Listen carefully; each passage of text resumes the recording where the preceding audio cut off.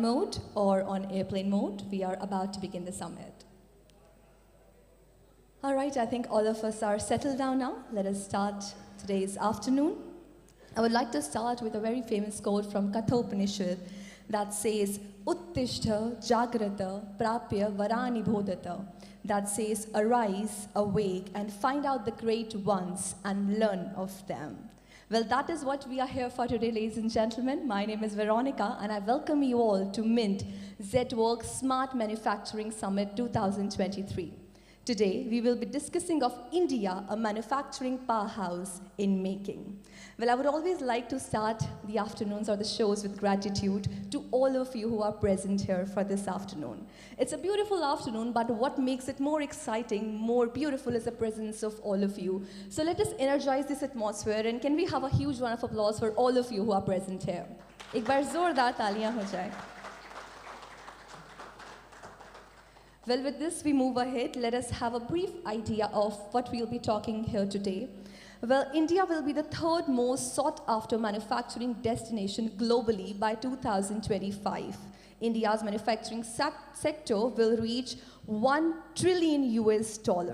And this is the time that we celebrate it, we learn more about it. So we've created this community where we together learn and grow. Ladies and gentlemen, while you'll be please welcome our honorable chief guest.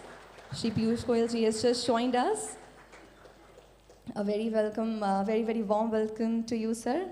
बहुत धन्यवाद that you've taken out your precious time to be present here. Once again, I welcome you all to Mint-Zetwerk Smart Manufacturing Summit 2023. आइए शुरुआत करते हैं, and to begin with, I would like to invite Mr. Shrutijit KK, Editor-in-Chief Mint, to come for his welcome address. Let us welcome sir with a huge round of applause, ladies and gentlemen.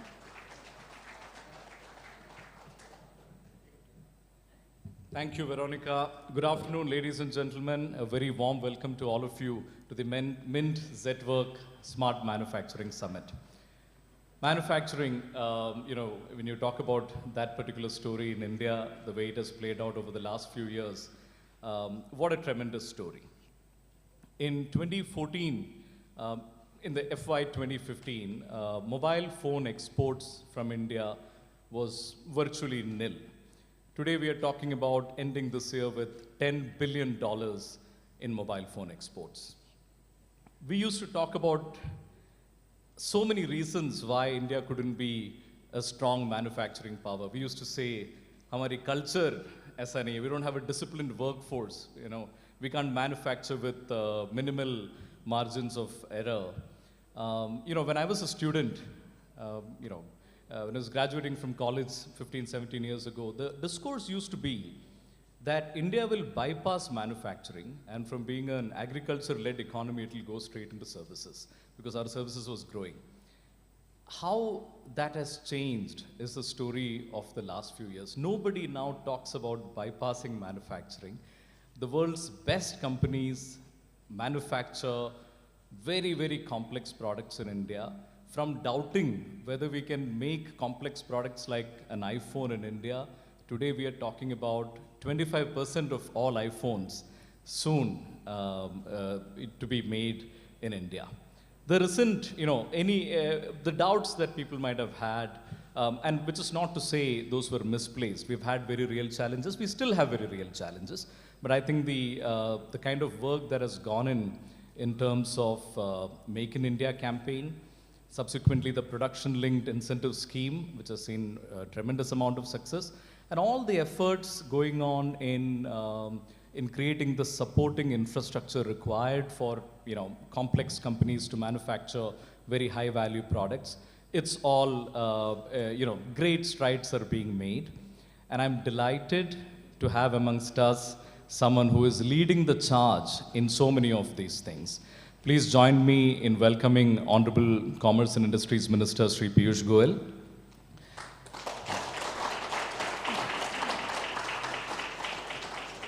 Welcome, sir. Thank you so much for being here with us today. A relentless champion of India, a relentless champion of Indian businesses, someone who pushes himself, his officials, and the industry to do better, to aim more, to aim higher and remarkably provides all the support people need to achieve those results. He is pushing the industry to take the manufacturing share of Indian GDP to 25% from about 17-18% where it is today.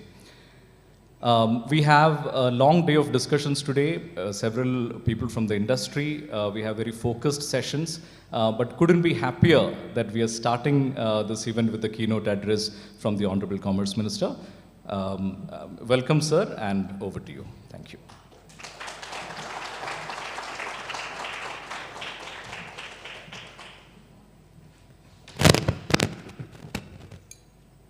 Thank you very much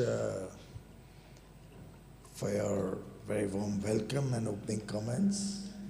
All the distinguished participants of this very important conference in terms of recognizing that manufacturing and within that smart manufacturing is important, is key to our long-term vision, our long-term objectives. As like most is very futuristic in its outlook.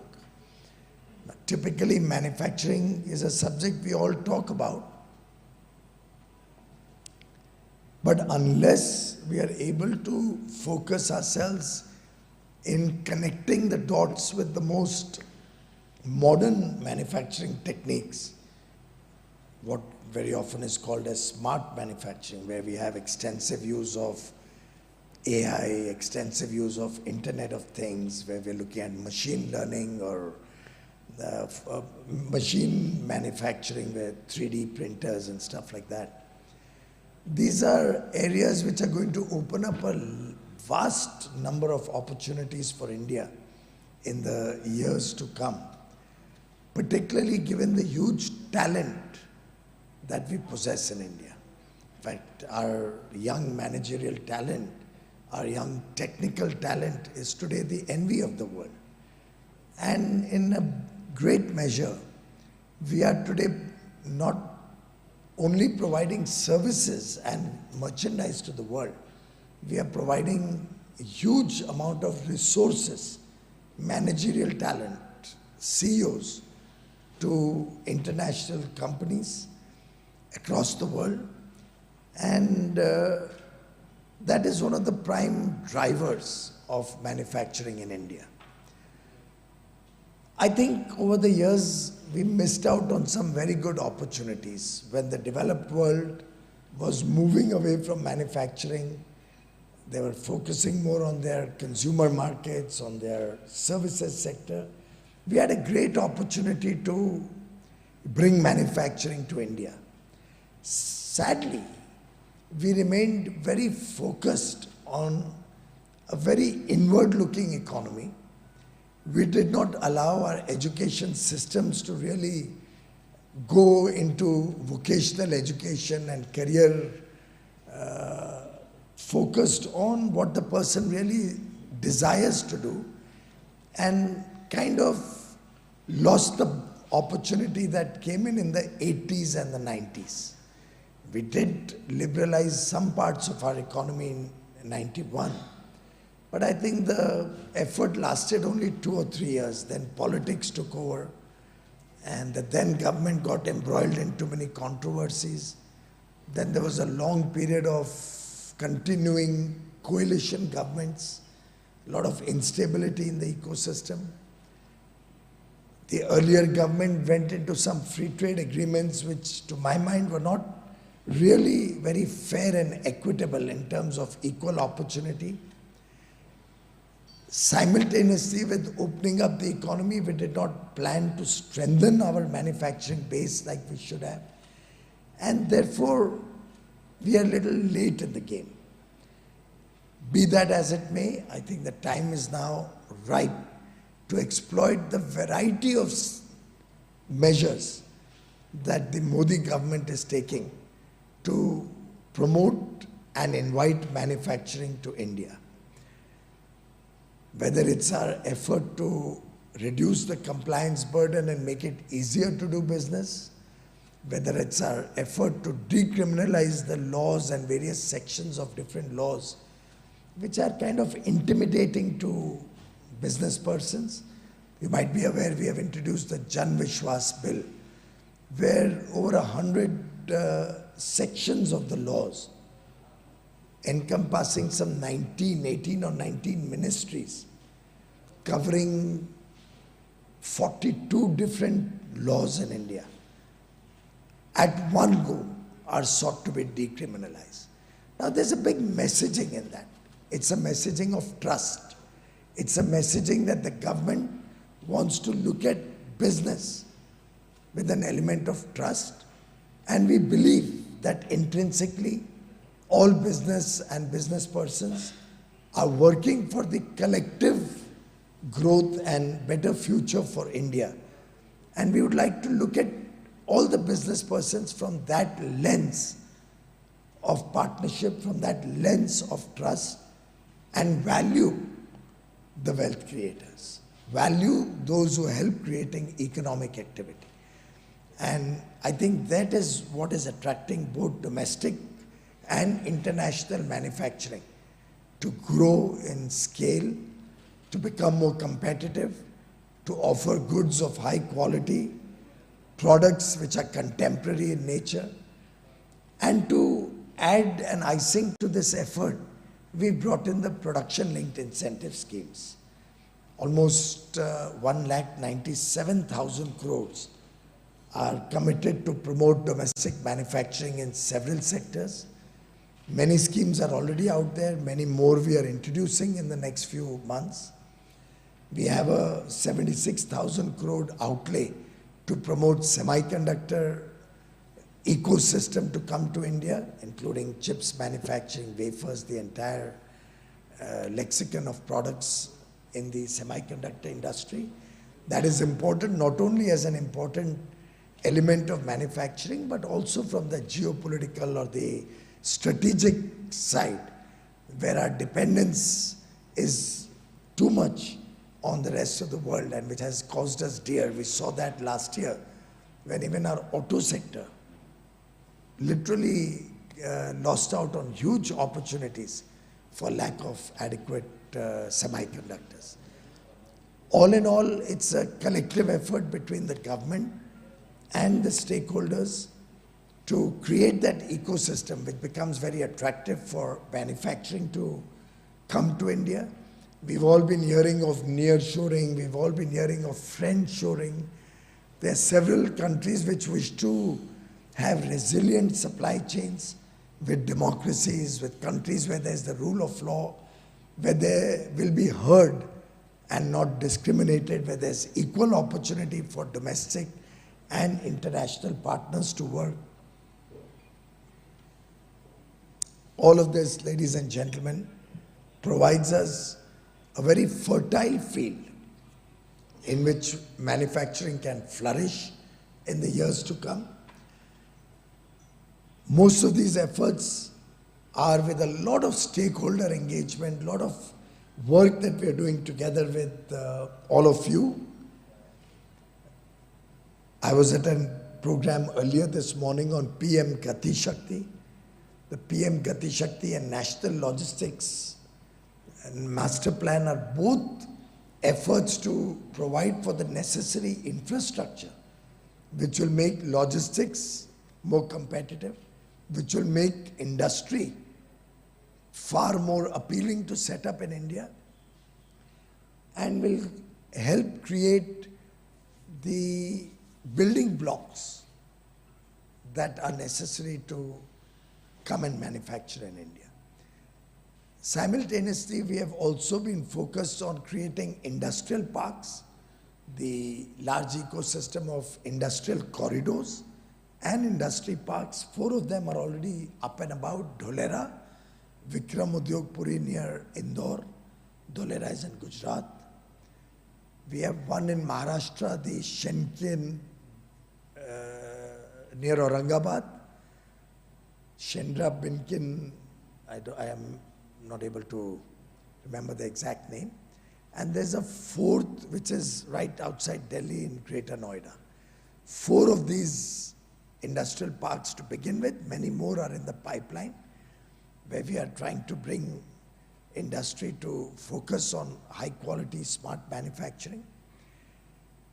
At the same time, we have 7 textile parks that we are going to come up with under the PM Mitra scheme, mega integrated textile parks, which will help us in bring the entire ecosystem of textiles on a cluster-based approach and provide the plug-and-play infrastructure necessary to manufacture high quality and volume textiles in India.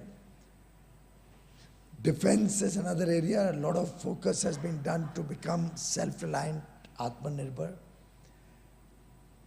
Large part of our defense requirements are gradually moving to be manufactured in India, and more continue to look at defense, where we've allowed up to 100% FDI should it be required. And we don't even ask for technology transfer. Logic being simple, that rather than importing a good, we'd rather have it manufactured, create jobs in India.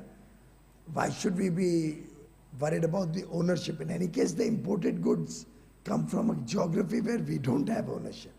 It's the foreigners who own those companies.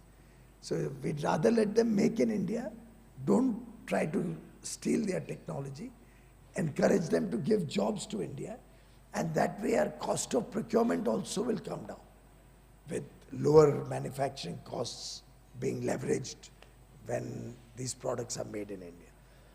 So the sky's the limit, my friends. As we value add, we'll be able to really catch or capture larger markets. We have room for both labor-intensive and machine-intensive industry to prosper in India. And I am confident, given the more recognition that the world has, that they want to engage more with India. You might be reading about the flurry of activity that's happening in the G20 all over the country. All the good things that are said and written about India now across the world. The amount of interest other countries have in expanding free trade agreements or comprehensive economic partnerships with India. All of this augurs well for India.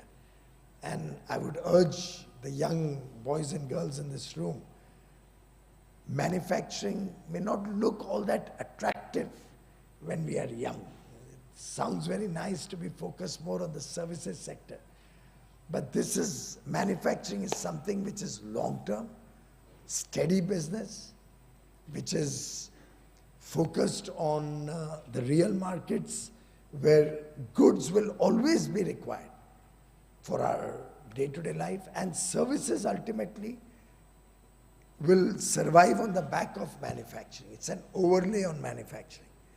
Given that technology is highly valued and services are helping in many areas, going beyond manufacturing also, the share in the GDP is of course pretty high.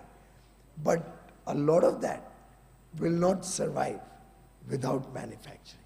So it's safe, steady, more long-term, and I would urge young boys and girls to look at the opportunities in manufacturing. Internationally, the world is looking up to India. We have to grab that opportunity. So that, as I've said on an earlier occasion, Atmanirbhar Bharat is not only about making India Atmanirbhar. It is about making the world nirbhar on us. Puri dunya ko hamare upar nirbhar karna hai. That should be our goal. Thank you.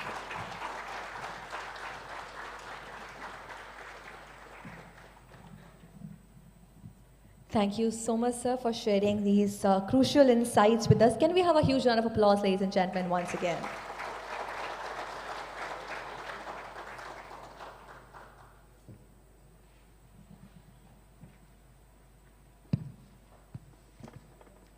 Hello. Hi. Piyushji, thank you so much. I'll start from where you left off. When you discuss with companies that are looking to come to India and to make here, what are the most prominent anxieties that you encounter?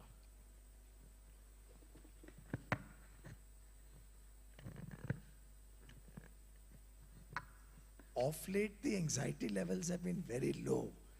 The anxiousness to do it faster have been more.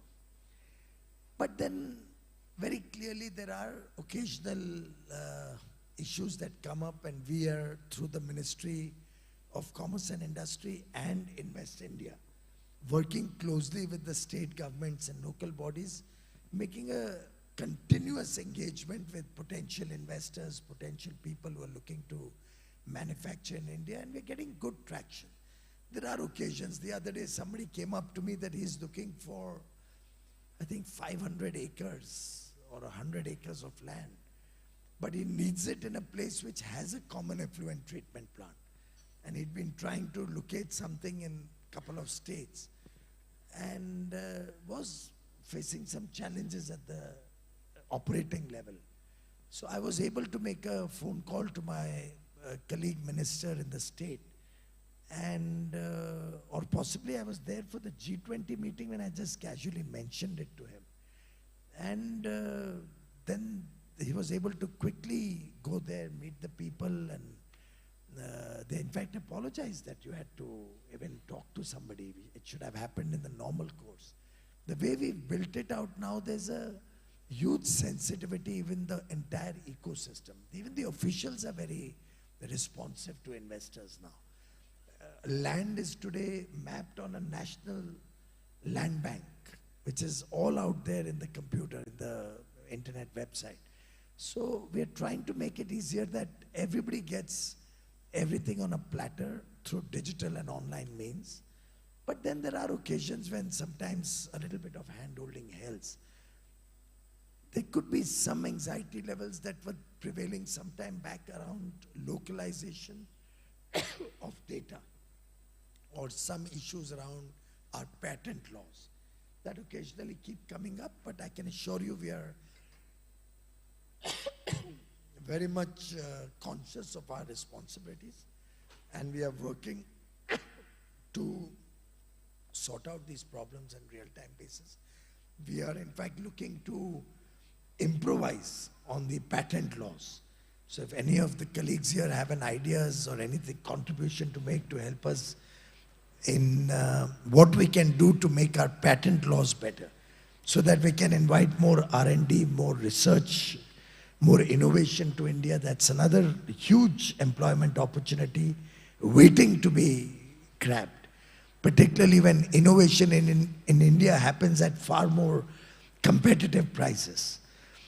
We are also looking at better testing infrastructure across the country.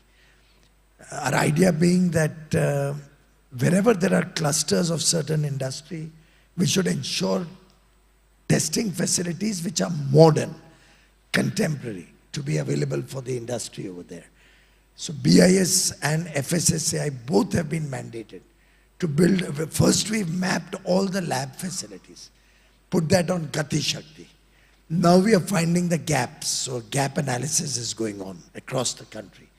And we are, for example, recently we located that in Rajasthan, I think Bhiwadi area or near Jaipur, we need to have an electrical transformer testing facility. There's a lot of manufacturers there, but they have to send their transformers long distances. So we talked to the state government, bought a piece of land or got a piece of land from them, and now BIS is setting up the testing facility. Another open invitation, and through you to all your readers, whoever believes that any testing facilities are required of a particular type, or modern testing is not available in India, you need modern equipment. We are ready and willing. Contact Bureau of Indian Standards or the Ministry of Consumer Affairs. Our officials will be very, very open to ideas from all of you. Sir, give us a sense of, as you said, there is a lot of focus on friendshoring. And everyone has woken up in the aftermath of the COVID crisis, and then of course the war in Ukraine subsequently, of the need to diversify your supply chain as well as manufacturing bases. So broadly as a concept, we hear about it, we all know it's underway. You of course have a ringside view into it.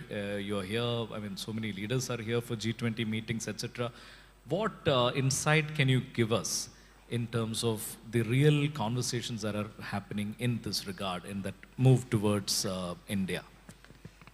I tell you, it's amazing to see the amount of commitments people are making in their boardrooms, both in terms of investing in India and in terms of manufacturing in India.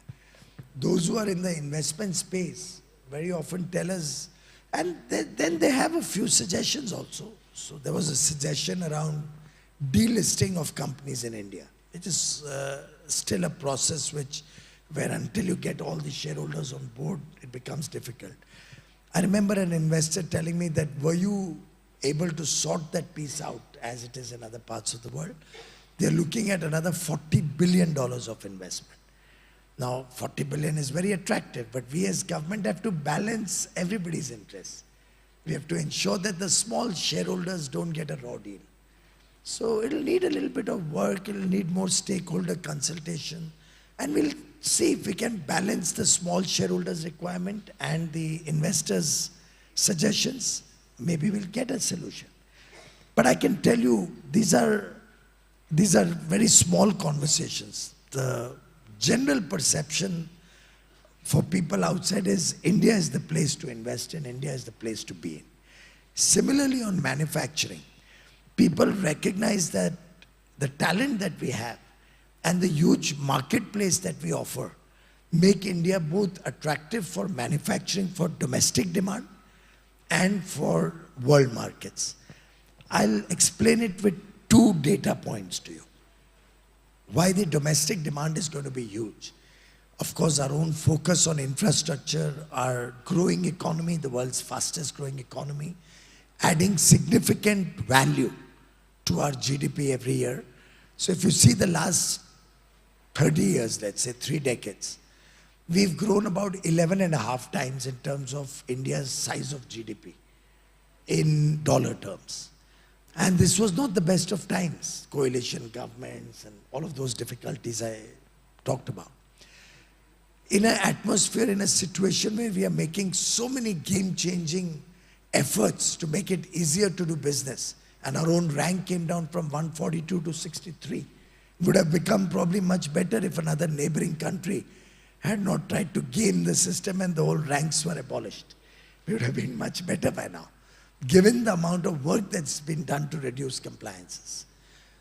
In that situation, to my mind, this growth in the next 25, 30 years will give us another probably $30, $35 trillion over and above the $3.5 trillion that we are today. So imagine the delta of opportunity from 3.5 trillion to 35, 40 trillion is a huge delta adding to our GDP. No other country in the world has this delta of opportunity. And the world understands that. That's why they want to come manufacture in India at competitive prices and serve India. Now, because of the large Indian market, your cost of production will be most efficient with scale. As all of us know, scale brings in efficiencies and effective lower costs. That will make their products competitive in the rest of the world, rest of Asia and Africa, also in the developed world, which is looking for goods and services from India for their own people. So one data point is this large delta of opportunity.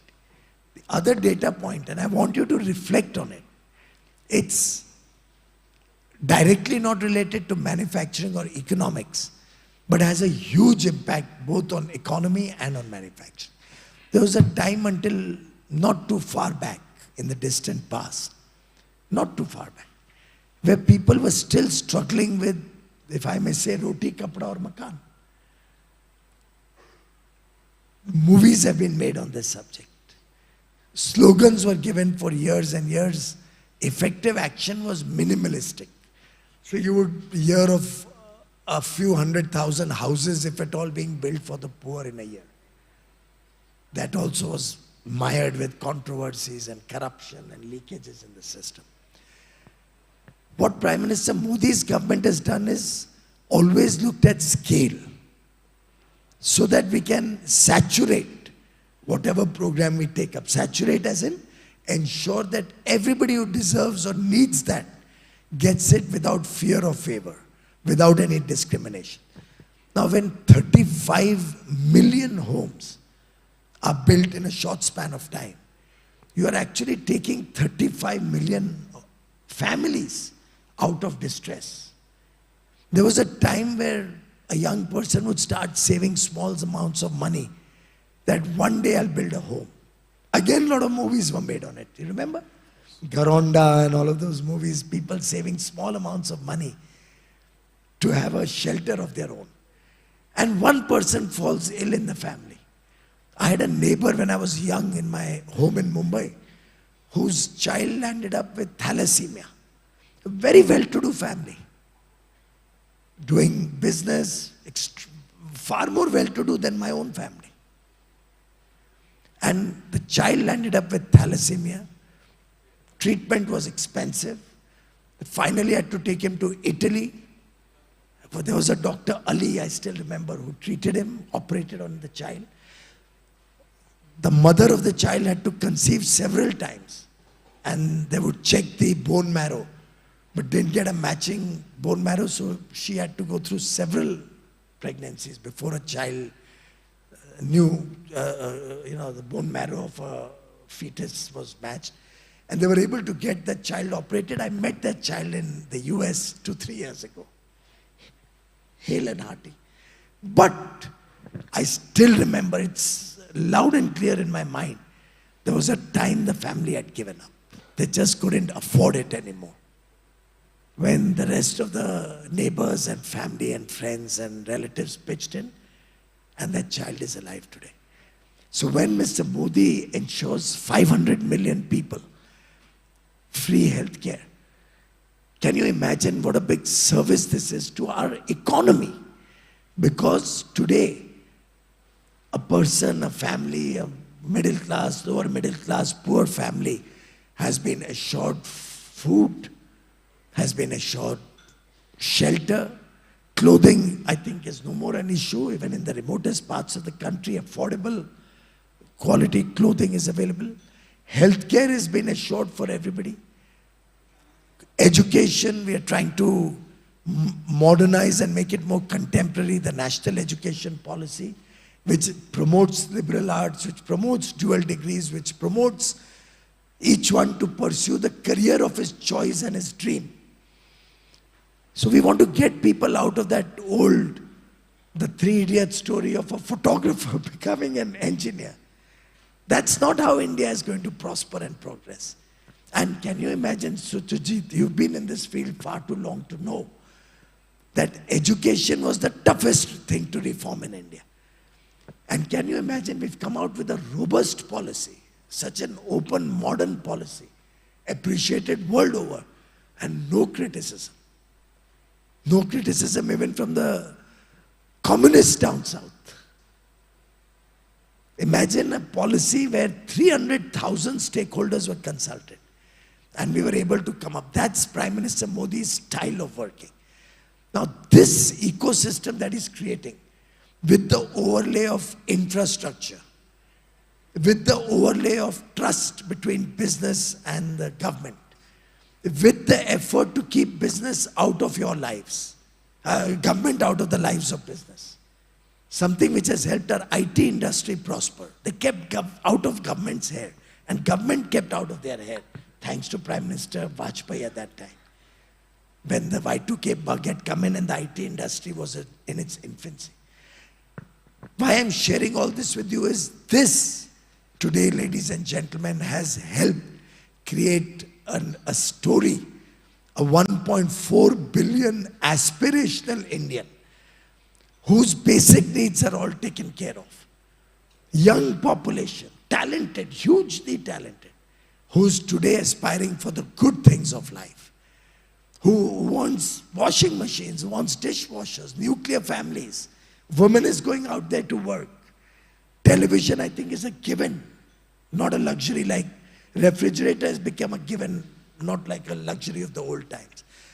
All of this is opportunities. Business is opportunity for our startups, opportunity for manufacturers to produce at scale, which is where the social programs of this government empower India, what Prime Minister Modi is often talking about. Our digital thrust, our technology thrust, our innovation thrust, our social programs are all empowering young India. And that is what is attracting the world to come to India. You're absolutely right. We had in fact recently interviewed the CEO of HUL, Hindustan Unilever, and he said the demand for their products in rural areas could sustain because of the government's food program. If people had to spend their money on food, they would not have anything left for other essentials. So, very valid point on the social programs. While being mindful of the time, I have two other questions. We'll see. You have another 5 minutes. One is, to your mind, what is the single biggest challenge in being able to take the share of manufacturing in GDP from about 18% to 25%? Only one, my friends, only one. No other challenge. We can do it, those 17 to 25, frankly, if you do the maths, it will mean manufacturing will have to grow at nearly 20-25%. So it's a pretty big, steep challenge when the country itself will be the fastest growing economy. So the whole country will move up. So manufacturing to almost become 1.5 times, it will have to have twice the rate of growth that the country as a whole will have. So it's a big challenge, but doable, eminently doable. Only one challenge. If all of us who are either in manufacturing or who are consumers, after all, we have 140 crore consumers, right? And I represent the consumer also. So my concern is on the other side for the consumers. If we only take one pledge, and that is that we'll focus on quality. One word which can transform the future of India and India's manufacturing and our ability to serve the rest of the world. Quality. Those days and that mindset should be buried deep, deep in the sea when every product would have for export quality. You remember that? There used to be a label and आप दुकान में जाके क्या बोलते थे भाई export quality का कपड़ा दिखाओ, export quality का transistor radio दिखाओ या TV दिखाओ. That has to go away. There's only one quality, that's good quality, internationally acceptable, high quality product. The day as a nation, all of us, and you can play a big role through the Hindustan Times Group and Mint, journalists across the board are all your friends. If you help us take this message to the country, be demanders of good quality as consumers. Don't settle for second best. If you are jilted, complain. I think we have a very simple process now, online or through telecalls, 1815 number, one complaint number for all consumer grievances. We are taking very proactive steps. But quality, if we can absorb that in our lives, this country is sorted. We are all sorted.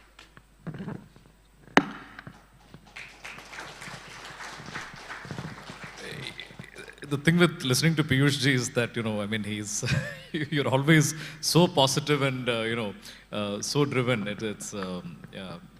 I'm sure it's inspirational to everyone in this room.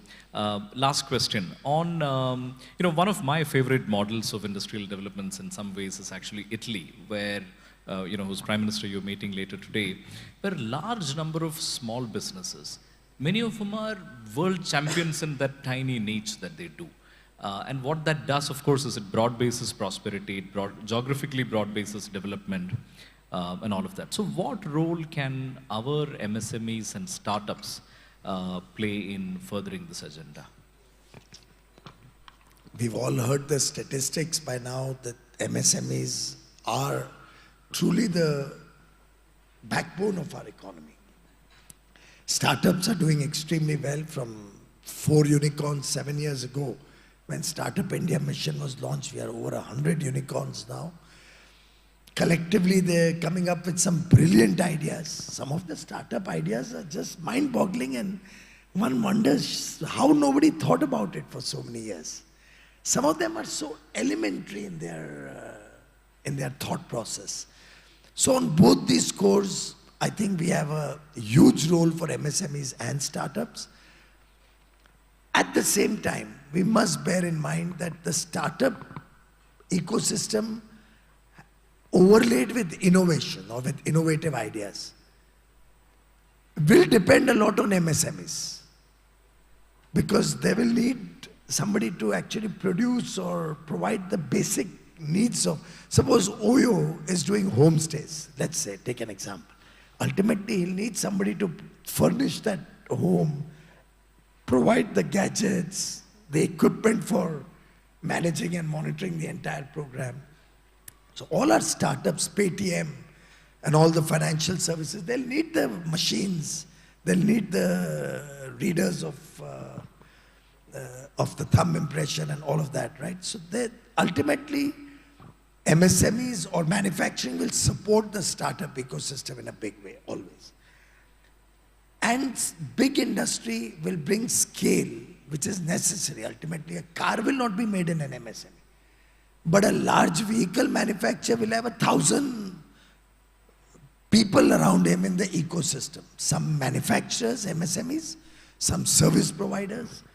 It could even be a dhaba or a lodge, where the visitors who come in for quality control, or suppliers or drivers or the workers all will eat or live or whatever.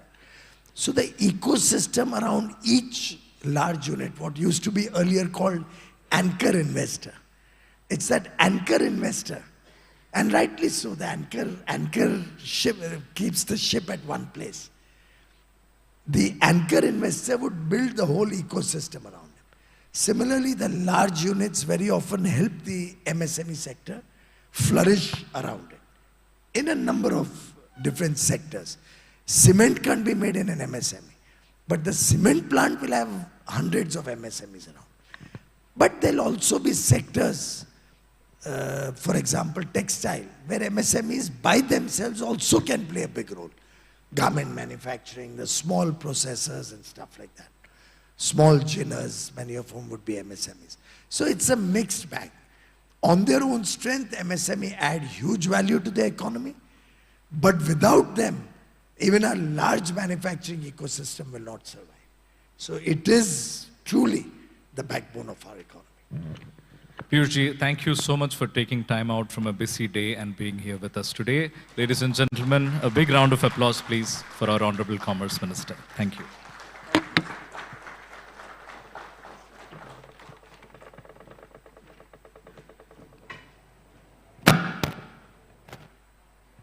Once again, thank you so much, sir, for your precious time. Well, once again, I request you all to kindly take your seats. We will move ahead. Well, one thing that we are surely going to take from today's talk is that we would always talk about the export quality products, but yes, what he said makes a lot of sense, that rather than saying export quality, we will surely keep in mind that it should be good quality, since we're talking about becoming Atmanirbhar, and it starts from us. Ladies and gentlemen, before we go for the next round of discussions, we have an interesting factoid for you. But before that, there's an important announcement. While you're uploading your pictures on social media, make sure that you use hashtag Smart Manufacturing 2023, and don't forget to tag us on Twitter @LiveMint. And now it's the time for a factoid that we have for you that will describe more of the next panel discussion. So can we have the factoid, please?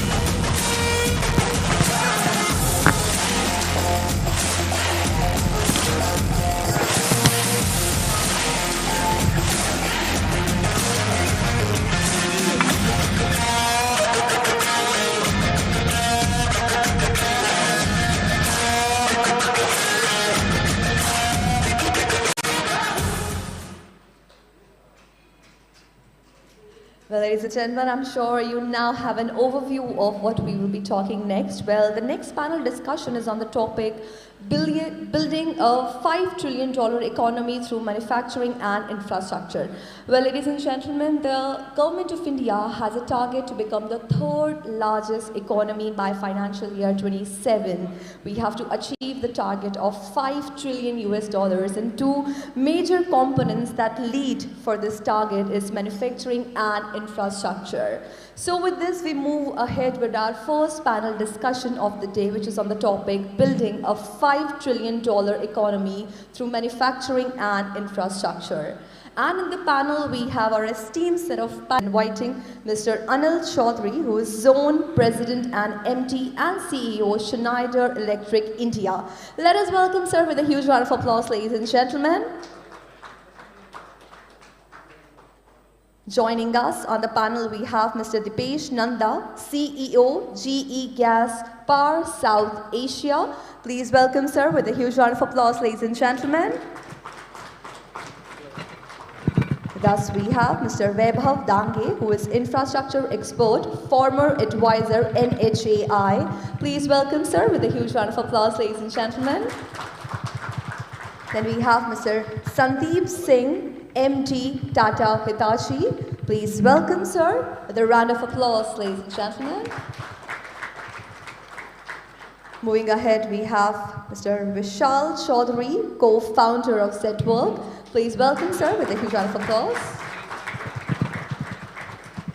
And with us, we have Ms. Vinati Saraf, CEO and MD, Vinati Organics Limited, and she will be joining us virtually. She will be connecting with the panel virtually today. And ladies and gentlemen, to moderate this session, we have Ms. Alisha Sachdev, Assistant Editor, Mint.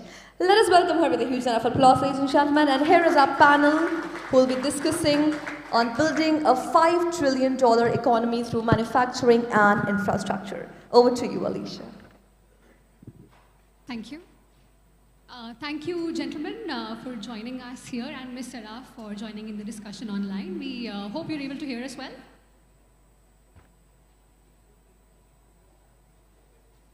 Okay, perfect. So we are focusing this discussion on how manufacturing and infrastructure will really be the two key areas of growth which will lead India to its goal of becoming a $5 trillion economy. Although I think now we should really be talking about a $7 trillion economy, because that's what the chief economic advisor at least has put on the record, and that's where we should be aspiring to reach by 2030. But coming back to the panel, infrastructure and manufacturing really are those key fundamental pillars which drive the economic development of a nation, and especially one like ours, which is poised to become the fastest growing economy in the world. So when manufacturing and infrastructure are clearly the new growth formulas, the conversation to be had is really what is the roadmap to ensure that it lives up to its promise, and how do we capture these very unique opportunities that this decade will perhaps present to India. And Ms. Saraf, I'd like to start with you here. You've built a very competitive global business, from global manufacturing business from India. So now do you find that all the drivers for growing a manufacturing intensive business from a high value add point of view are in place right now? And how are government schemes, whether it's in encouraging our domestic production, or ensuring that clearances go through on time, giving a direction in terms of our green targets, does that give companies confidence to make bolder bets in India in terms of the investments that they put in, especially in light of course, the China Plus One global shift that we've been seeing play out for some time? You're on mute, I'm afraid, Ms. Saraf. You'll have to unmute yourself.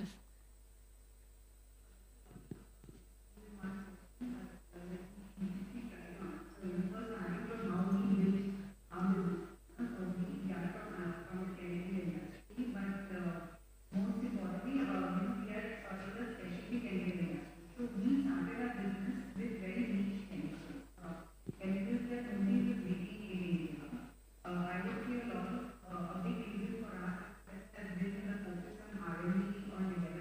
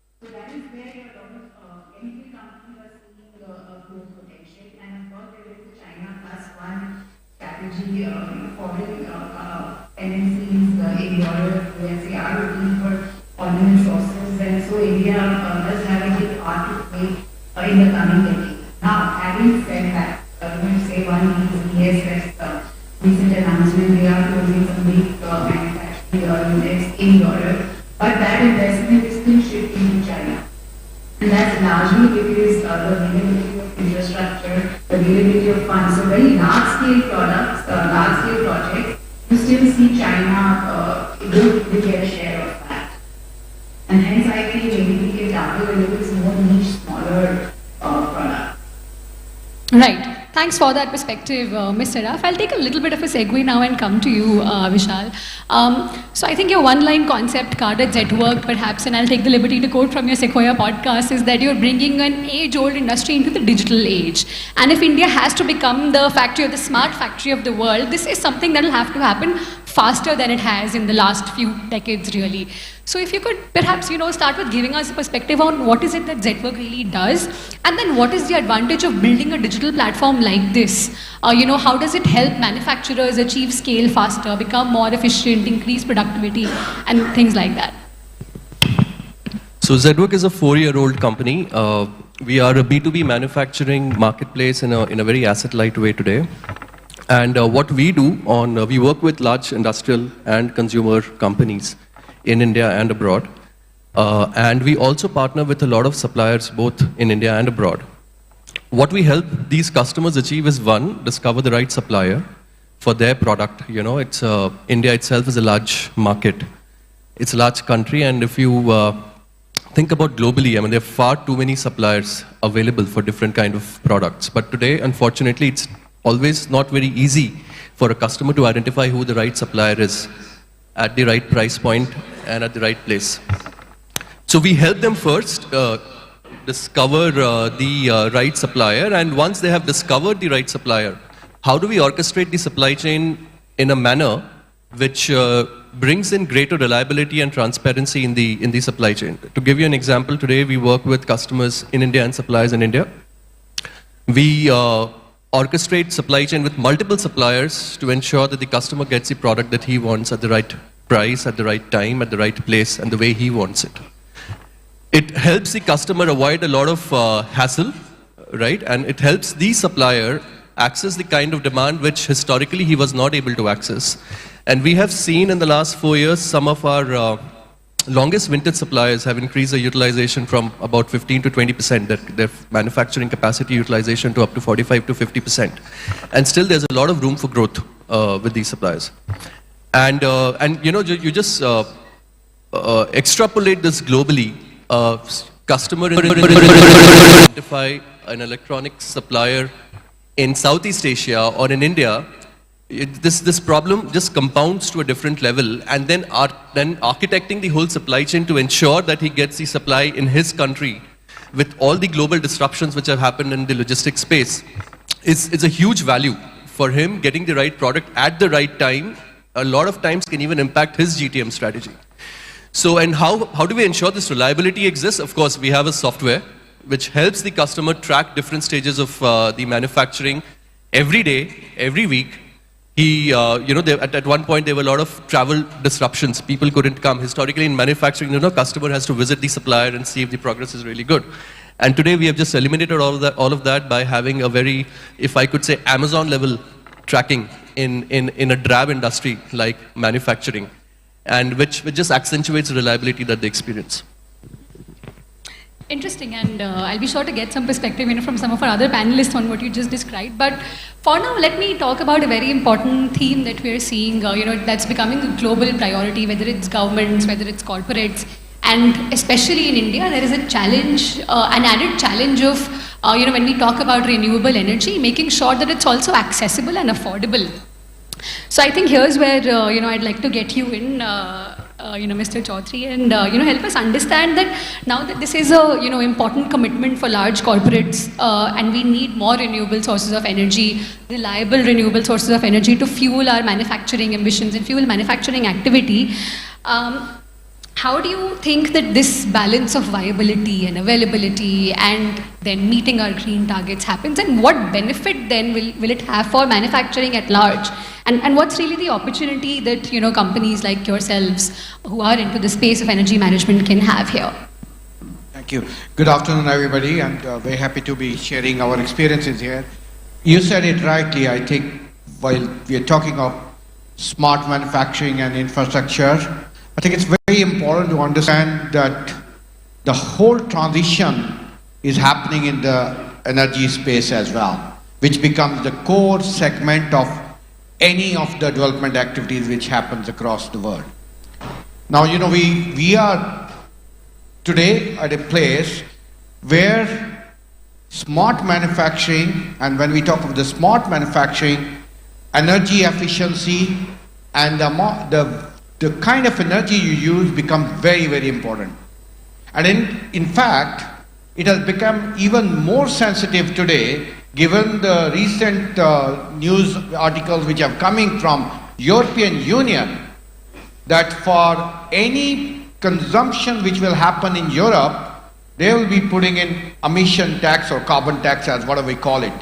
And you know, recently in one of the seminars after a meeting with CII National Committee, Honorable Finance Minister challenged us, all those leaders who were there, that in addition to your normal production planning, capacity addition, you should start thinking of how are you going to concentrate on your emission level, on your ESG commitment. I think that's where this huge energy transition is playing the game. And when we talk of energy transition, renewable, India is doing a great job and we have a very strong vision of 500 megawatt and all, and a lot of that will go into the way the microgrids. It's not about only solar energy, it's all about all the renewable energies, how you are able to, with the support of the batteries, are able to use it more effectively to reduce overall energy intensity of our manufacturing powerhouses. Now that's where the smart manufacturing also comes a very important mode, because it's all about, one is the processes being smart, where you put up the lines, how much digital and automation, artificial intelligence, machine robotics, all are coming about that. But that's one part of the consumption of energy in the whole process. A lot of part of the energy goes into the whole buildings which are housing these lines and production lines and all. So I think the whole smart manufacturing concept is not about only the manufacturing process, but it's all about how end-to-end you are making your manufacturing processes very, very smart and very intelligent. And here, this is where Schneider Electric, we are in India for more than 60 years. Actually, this is our 60-year presence, but the last 15 years have been very exciting. Where from 5 factories, which we were doing something here, we are now 30 factories in India. And we have 5 more under manufacturing. 50% what we produce in India is for export. So you can imagine the kind of pressures we will have to go for smart manufacturing.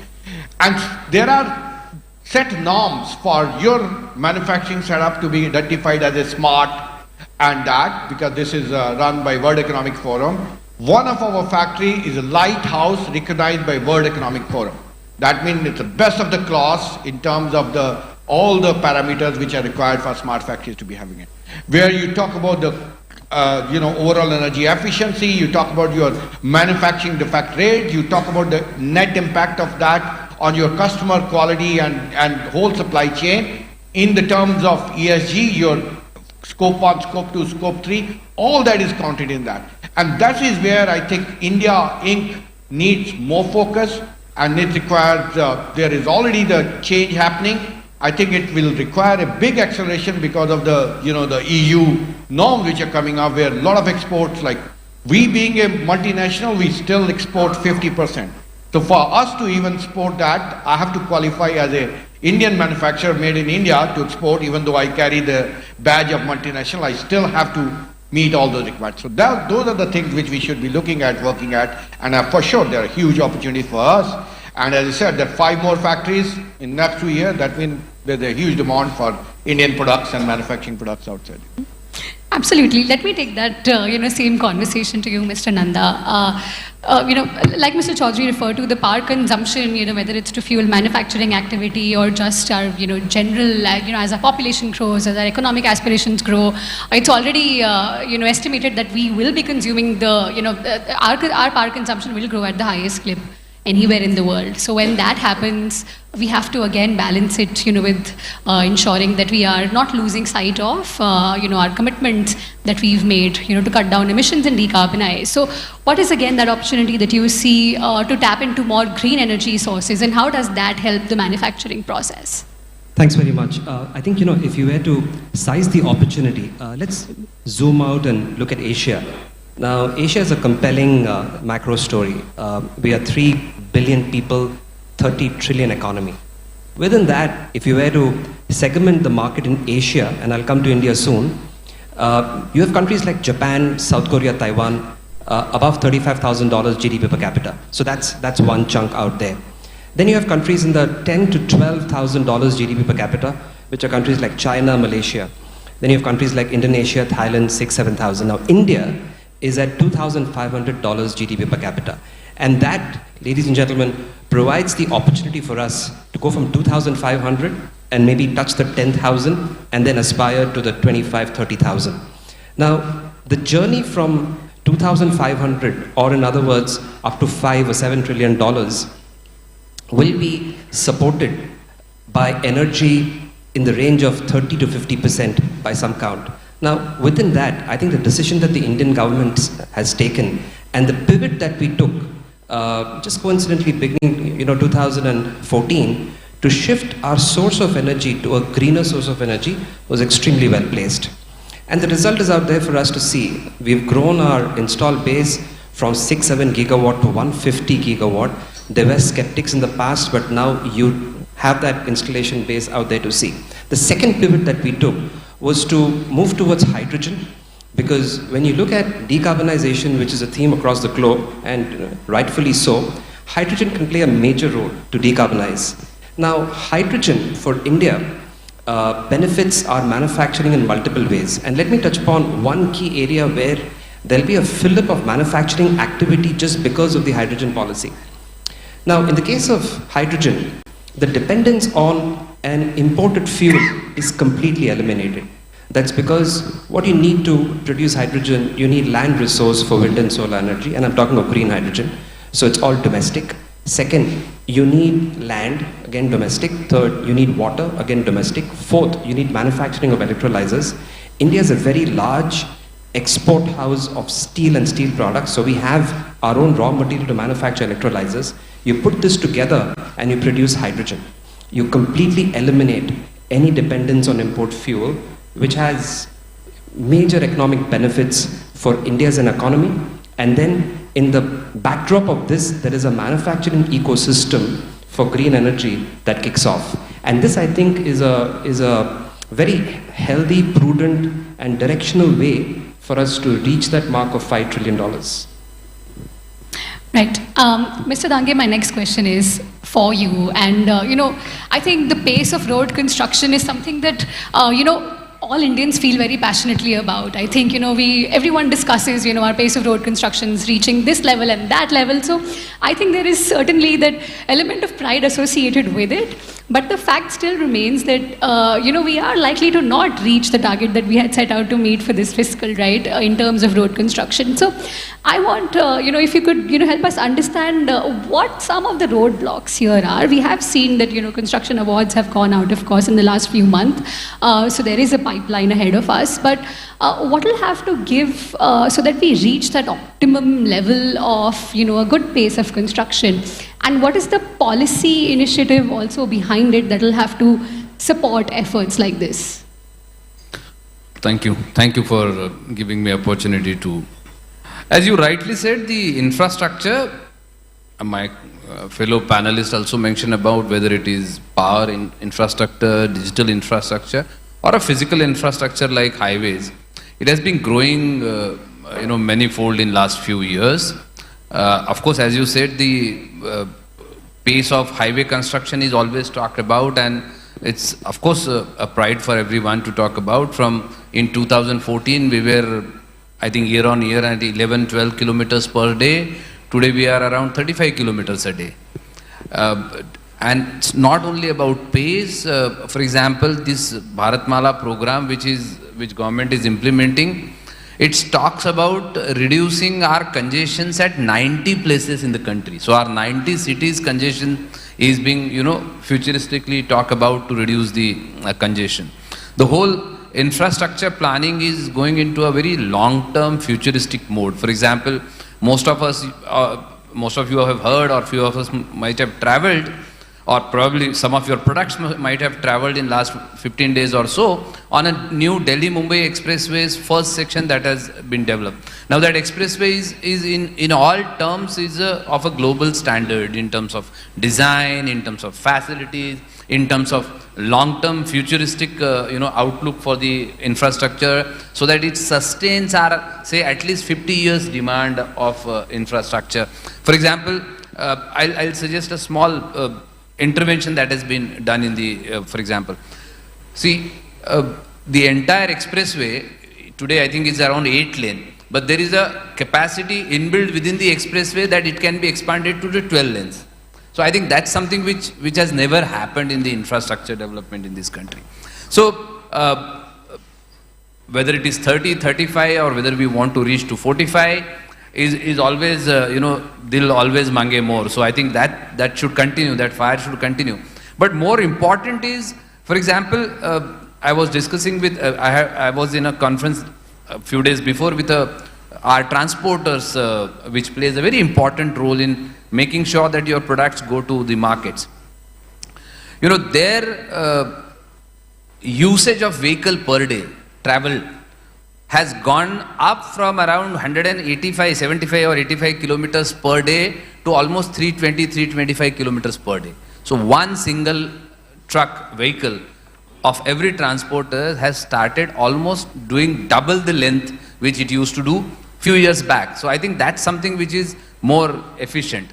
For example, we did a study between Delhi and Mumbai, the existing Delhi-Mumbai road, and a truck has to travel for from Delhi to Mumbai, it crosses around 12 toll plazas. So we studied 12 toll plazas, and average stop time was around 10 minutes. Stoppage was 10 minutes. So 120 minutes the engine is on, idle, but it's waiting. So we were talking about, ensuring how do we reduce the emissions, how do we bring in smartness. Now every toll plaza a vehicle passes in 6 seconds.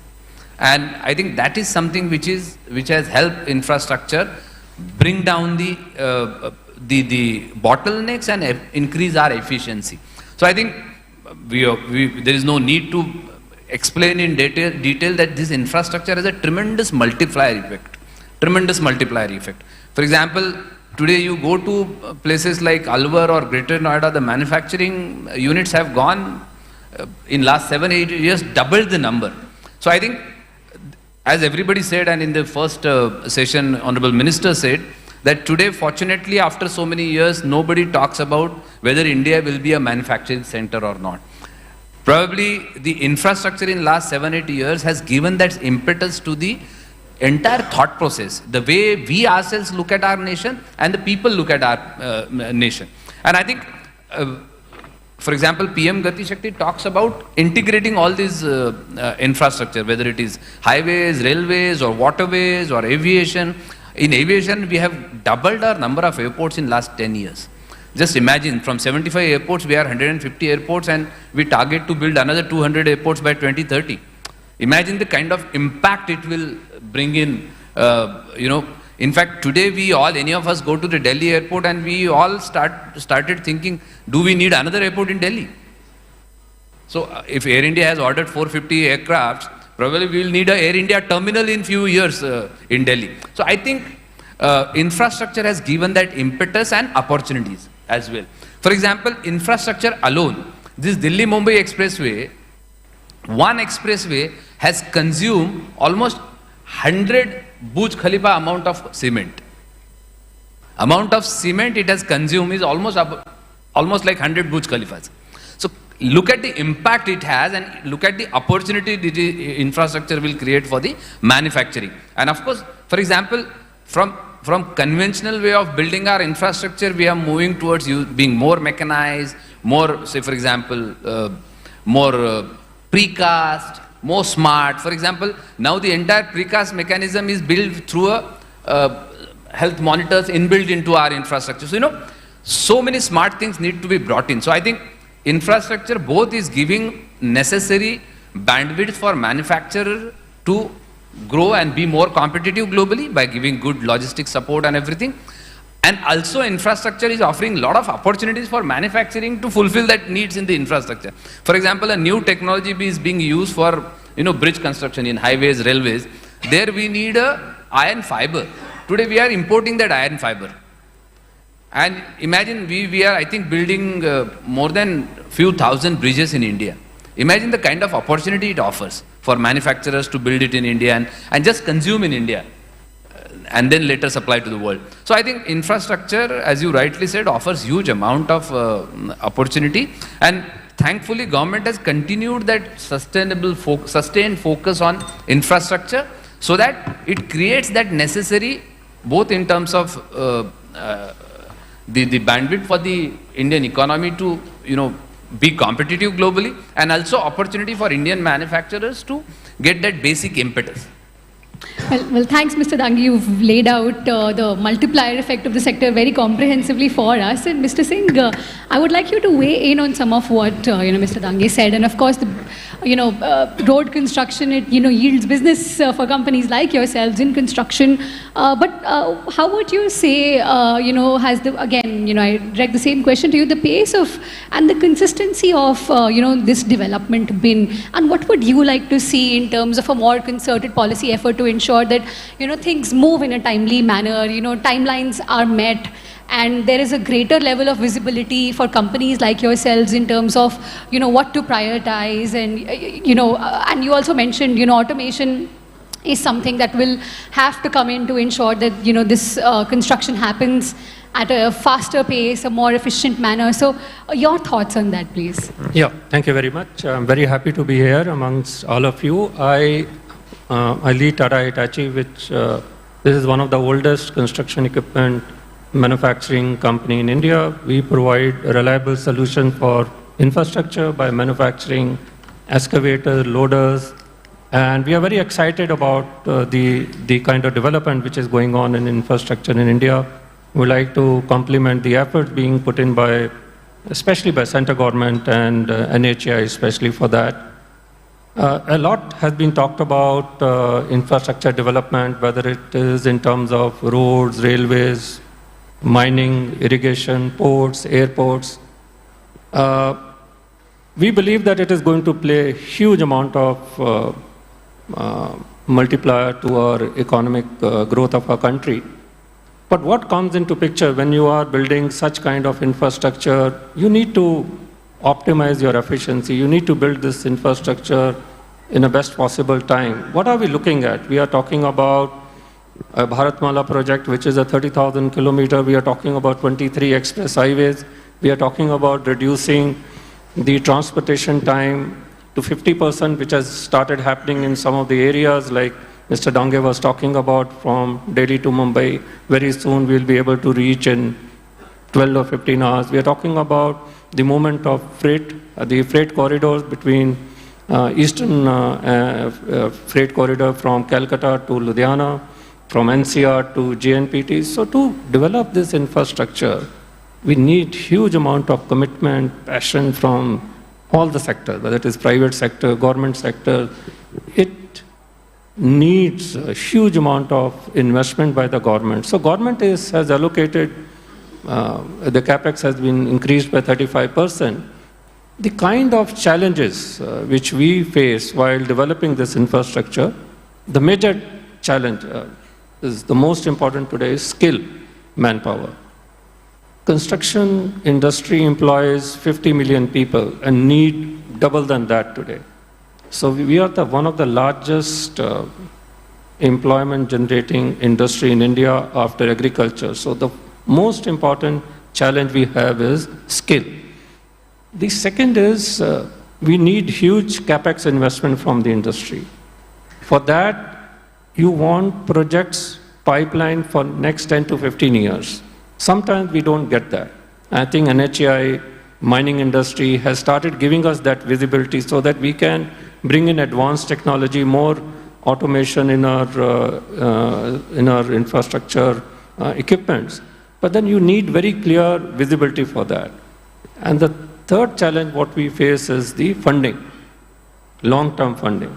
Though government has already opened infrastructure finance bank with the capital of 20,000 crore, and they are going to finance 4 lakh crore for infrastructure.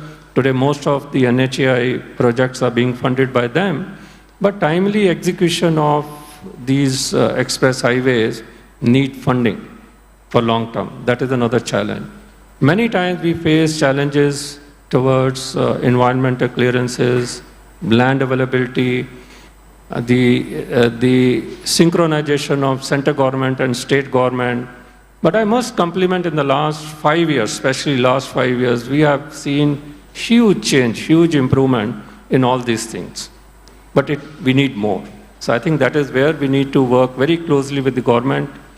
We work very closely with NHAI, and we work very closely with mining industry, though we are talking about renewable energy. But I must say here that 70% of our energy requirement today is met by coal, thermal. And the way our industrialization is taking place, even going forward, 50% of our power will be from thermal production. And they are going to record 1,000 metric ton production by this year. They need huge amount of automation, equipment, advanced technology, and that is where I think a private industry, public sector undertaking, and government has to work together so that we optimize our efficiency, we reduce the cost of logistics, we reduce the cost of movement of goods and materials. So that is going to play a very, very important role. Thank you very much. Yeah. Absolutely. Very sharp observations. Thanks for that, sir. I hope we still have Mr. Saraf with us. Great. So, Ms. Saraf, again, just to segue a little bit and talk about the sustainability opportunity for India. There is, a big focus on that, on ensuring that the supply chain is now green when we talk about the evolution of supply chains. So do you think that this is an opportunity that the chemical space, should be tapping into right now? Or if we have, how much have we made a move in that direction, and what needs to be done, whether it's on the policy side, whether it's on the side of the industry itself? Your thoughts there? No, definitely ESG has become, the very hot topic and top of the town. But, it is actually something that our company has been very mindful of, for the last 20, 25 years. We've always believed in clean and green processes. And one of the reasons we've not gotten into a lot of products is because at that point we felt they were not clean and green and didn't fit our bill. We've also always believed in the policy of waste to wealth, have a zero effluent plant, zero emissions, and now this net zero and carbon have become a talk, and it is very important. We see, all companies abroad are looking at suppliers very keenly from an ESG perspective. They are auditing all suppliers, making all sorts of norms necessary. And this is something where India can tap into. Of course, it is public-private partnership. Sometimes I feel some places the government is too strict with the pollution norms, but at the same time we must be and we have to be, and it's for the industries to capture this moment. Too strict in some places, but like you said, it perhaps is for the good and for the industry to head. More strict, maybe delays. Or maybe just trying to really understand what we mean by zero effluent, but that's a different discussion. Vishal, let me come back to you. So what Zetwerk is trying to do is work again in a very primarily unorganized industry, right? And you operate across segments of the industry. So help us understand, and this may be a difficult question to ask, and I'm not even sure if this is the right question to put to you, but what is the level of digitalization that you see in manufacturing currently? And what's the right way to sort of think about digitalization at various levels of manufacturing? and then Zetwerk is one such platform. Do you think that there is, space or perhaps a need for many more such platforms to come up? And then going forward, will this be the approach that manufacturers will eventually start taking to manufacturing? I think technology in manufacturing today, in our country, islands of excellence do exist. There are different industries, there are different factories/industries who are at a very evolved end of technology. If you see, the most TQM plants outside of Japan is in India. The most FDI approved plants outside of US is in India. But then these are islands, right? I mean, there is a potential of scaling it up further. And most of these small manufacturers that we work with today, the highest level of technology that they would have probably used is an Excel sheet. Whether it's to manage their inventory, whether it is to to maintain their ledgers, etc. A slightly sophisticated one would probably be using a tally, but that's like the top level. And technology, I believe that efficiency comes through both software as well as hardware. Mr. Dange mentioned about the truck running double the distance in the same day, right? Which is amazing efficiency for the truck owner. The small fleet owners don't believe in buying fleet beyond 3 or 4 or 5 trucks. That's the hardware part. Then there's the software part, where whether you use technology to operate your own shop, the microcosm of your shop, far more efficiently, churn out greater productivity from your plant, or when it comes to integrating multiple shops and ensuring that if something has to be delivered on time, how do you ensure, like we introduced a concept called parallel manufacturing, right? You break down a large order into multiple small orders, synchronize the whole operation so that the final order still gets delivered at the right time. And that cannot happen manually, right? There are multiple, it's a fairly complex manufacturing process. Then there's a complexity of geography of different parts getting manufactured in different parts of the world. So technology is the way, I would say it's nascent, but we are at the right time. I think we are at the cusp of technology revolution in manufacturing. And I think we are all very blessed to be working in the manufacturing space at this time in India. Certainly. Thank you for that. Mr. Chaudhary, I want to now devote some time to talking also about the shifts we are seeing in mobility. And of course, mobility, the way people commute, the way goods commute is an essential piece of this infrastructure development conversation that we have. And there are shifts there, and we're talking about these being generational shifts, whether it's in EV infrastructure, whether it's hydrogen power, looking at alternative fuels. And I do believe Schneider Electric is now looking at foraying into the EV infrastructure space. So while we do see a lot more happen in terms of the product development side, the infrastructure piece is perhaps what lags.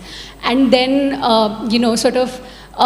brings, perhaps slows down the pace of adoption that could have been faster otherwise. So your thoughts there, what are some of the challenges that we're grappling with?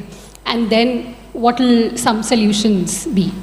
No, thank you. Sandeep ji touched on this subject of infrastructure, especially the highways and all the infrastructure where the mobility happens and all, whether it's trains, airports, other infrastructure and all. That's definitely part of the story, because the efficiency of that definitely add on to the efficiency of the mobility, whether it's e-mobility or whether it's normal mobility and all.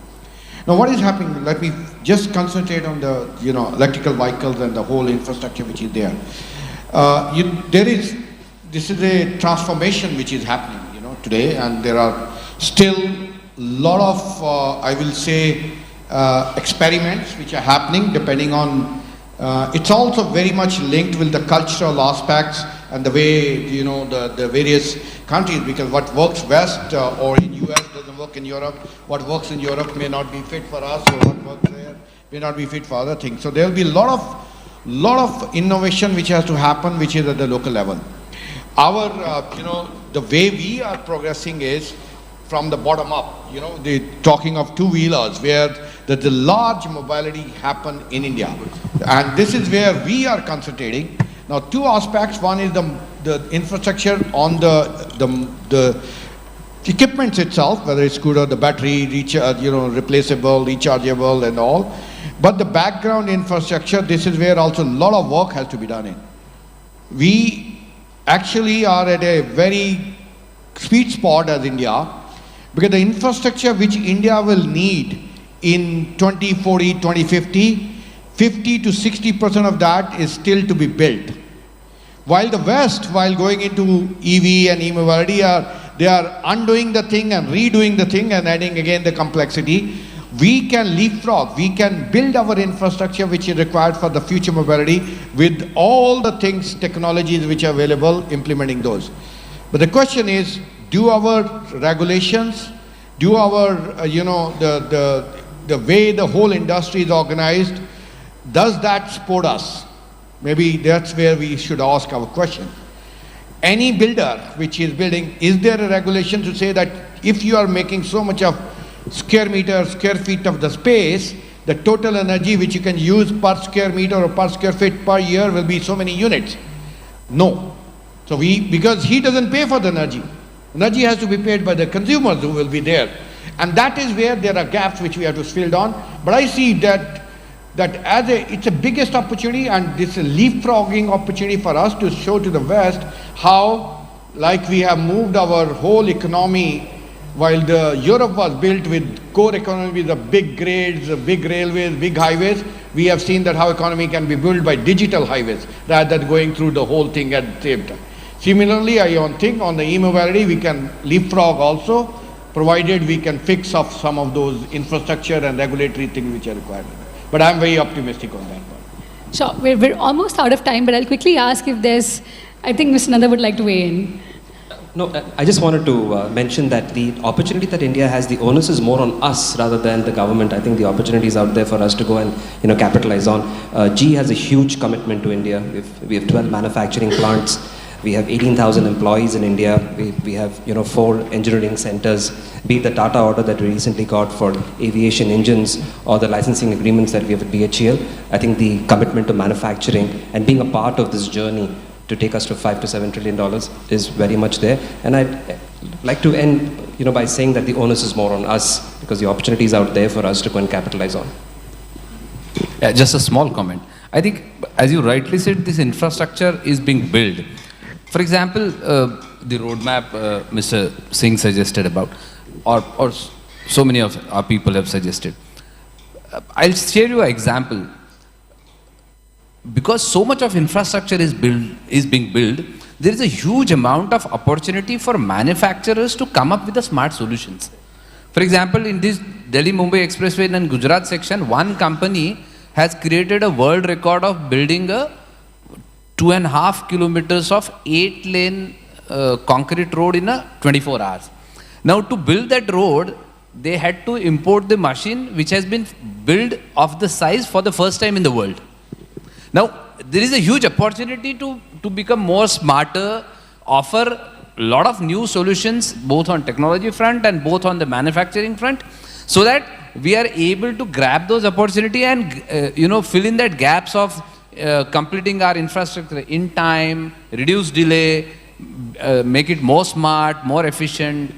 I think, so there is a huge amount of opportunity, the way we look at it. Sure. Yeah, I will just add what we've been talking about. The infrastructure pace is going at a very fast pace. In the last 5 years, the capex has increased by 3.5 times. But I just want to say here, in any developed country, when we look at US, China, Japan, in 60s and 80s, in those 20 years when they were developing, or earlier than that, it was about 8 to 10% of their GDP was on infrastructure development. Today, our penetration has gone up to 4.5% from 3%, but we have long distance to travel. And the most important thing in that is building efficiency, skill level of people, so that we don't have any kind of failures while building up. The quality of infrastructure has to be very good. Today, when you go to those countries, and when you travel, whether it is rail or road, the quality of infrastructure is very, very good. So that is where you need advanced technology, you need trained manpower, you need funding. So these are going to play a very, very important role. Yeah. Absolutely. So we're at the end of the discussion with this, but I'll quickly ask the audience if there are any questions, for the panelists. I see one hand there. I'm not sure how we can give them a mic. There is, yeah. Mic. On the back. There.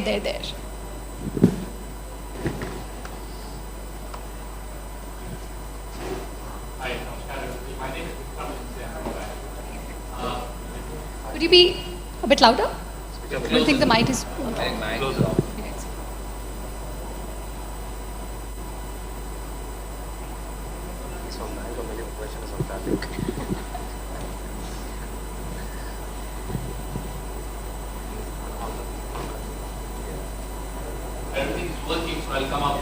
Brilliant, thank you. I think as a country, Anilji and Sandeep, you mentioned, I think one of the most critical aspects is the training and skill manpower. As a country, we seem to have, kind of leapfrogged from agriculture to services, and it's only now in the last 10, 15 years that manufacturing has brought on. One of the things that is industry academia partnerships. I think the onus of creating policy making will only create in infrastructure, create the ecosystem, but the industry academia partnership has to be created, which I think energy companies like yours or even Sandeep, partnering with academic institutions, wherever Dageji also is involved in academia, a lot of course material can be created over there, and that's the way to future. I think that's one of the focus areas that probably some thoughts on that. I think we cannot agree more than what you have said, but just to say this is also very big responsibility. Industry has it and businesses have it. We are in the energy management, automation, digital field. We have created about 472 plus training centers across the country to train electricians, and that too, in some of those training centers, this is, we are training special focus on women training center. There are about 175,000 electricians have been trained, which are employed in the industry and with our partners and all the projects. And out of that, many of them are entrepreneurs now who are doing the maintenance of hotels like this and all those things, and earning and employing more. That's even much more. But very important is the curriculum which we develop, the labs which we develop, because it's a very employable training which is very, very important. And we have trained 6,000 women and girls who are actually not moving from their communities. They are working in their community and maintaining all the solar farms which are in the remote areas. That's the kind of, somebody, for him or her, it was difficult to earn 3,000 rupees a month. When they earn 12,000 rupees, for them this is the US, this is Dubai, it's here itself. That's the kind of impact it has social. ESG, we talked about that, but definitely this is a very, very important, and more industry and institutes are coming forward to that. That's the backbone of the whole economic, social development. Can I add something? No, I think as Mr. Chaudhary said, we all will completely agree on we definitely need skilling. I'll share you an example. We all have seen COVID-19 and particularly the second wave in COVID. And the entire nation was, worried about how do we ensure our oxygen reaches to whosoever needs them badly in the hospitals. The biggest challenge at that time, we were not even utilizing 1% of our oxygen produced in the country for the health purpose. Not even 1%. So it was not about building that capacity. It was about having that necessary skilled manpower to make sure that oxygen is transported to wherever it is required. So logistics and manpower. And the most precious resource at that time was the skilled driver who can drive that oxygen tanker. So we had to actually airlift drivers, bring him back again, ask them to, drive the truck. So they were so precious at that time, so government had to come up with the oxygen train, so many efforts had to be done. Every year we need 22 lakh drivers. We are still need 22 lakh drivers. So we talk about employment, how do our manufactured products, our capacities that we are building, how do we take that to the market? Unless we have right logistics and people who will ultimately take them to the market. So I think, but just to, not offending anybody, but this talk about industry taking initiative in skills, I'm sure companies like them are doing excellent job. But the skilling has probably failed because it was based only given only to the industry. So I think why our IT industry could grow, because we had huge amount of young engineers coming from the academic institutions. So I think industry will have to support academia, but academic institutions will have to come up with new programs, new solutions where we are able to train our people from conventional, as we call 10 plus 2 plus graduation, from that to the more skilled base, vocational base, collaboration kind of thing. So I think that is where more need is required. Right, it's only appropriate we're wrapping up the discussion at the people question, and I think all discussions, irrespective of sectors, do come down to that ultimately. But thank you very much, gentlemen. Mr. Raf, who was with us virtually, for taking the time and joining us for this conversation. Thank you very much.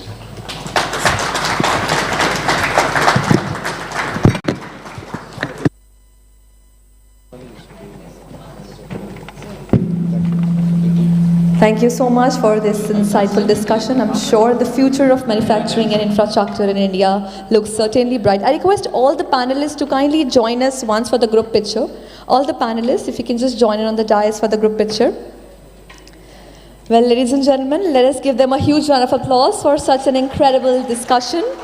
I'm sure we are going back with a lot of information and a lot of knowledge with us. Thank you, all of you.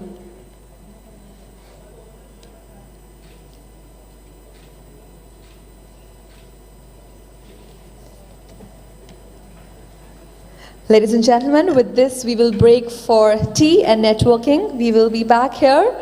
It's a quick break, so come back as soon as possible. Also, don't forget to use the hashtag while uploading pictures. It's hashtag Smart Manufacturing 2023 and tag us at @LiveMint on Twitter. See you again. Thank you.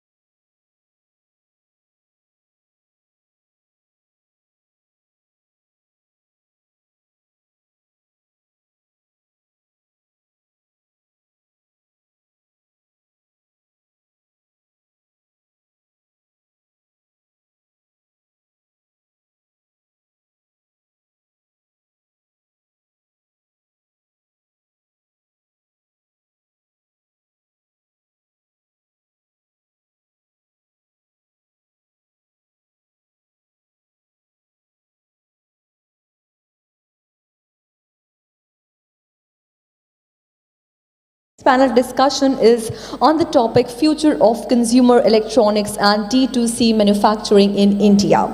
Well, in the last few years, D2C market has grown exponentially in India. What is in store for D2C in India? And for that, we have an esteemed set of panelists who will be joining us today for this panel discussion on the topic Future of Consumer Electronics and D2C Manufacturing in India. Ladies and gentlemen, help me invite our speakers for today. We have with us Mr. Manish Sharma, Chairman, Panasonic Life Solution India Limited. Let us welcome, sir, with a huge round of applause, ladies and gentlemen. Please join us on the dais. With us, we have Mr. Pramod Mundra, EVP and CIO Havels. We welcome you here, sir. Followed by Mr. Sasi Kumar Gendam, Managing Director, Salcom Manufacturing India. Please welcome, sir. Moving ahead, Dr. Ravi M. Bhatkal, MD, Element Solutions. Please welcome, sir. Moving ahead, we have Mr. Rahul Sharma, co-founder, Zetwerk. And ladies and gentlemen, to moderate this session, we have with us Mr. Ashish Gupta, partner, Grant Thornton Bharat.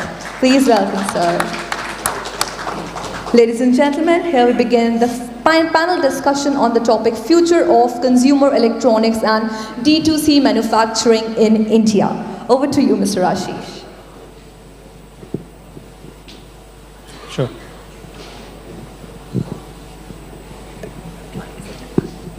So, welcome once again for the third session, and I cannot expect a better panel than this fantastic panelist on board.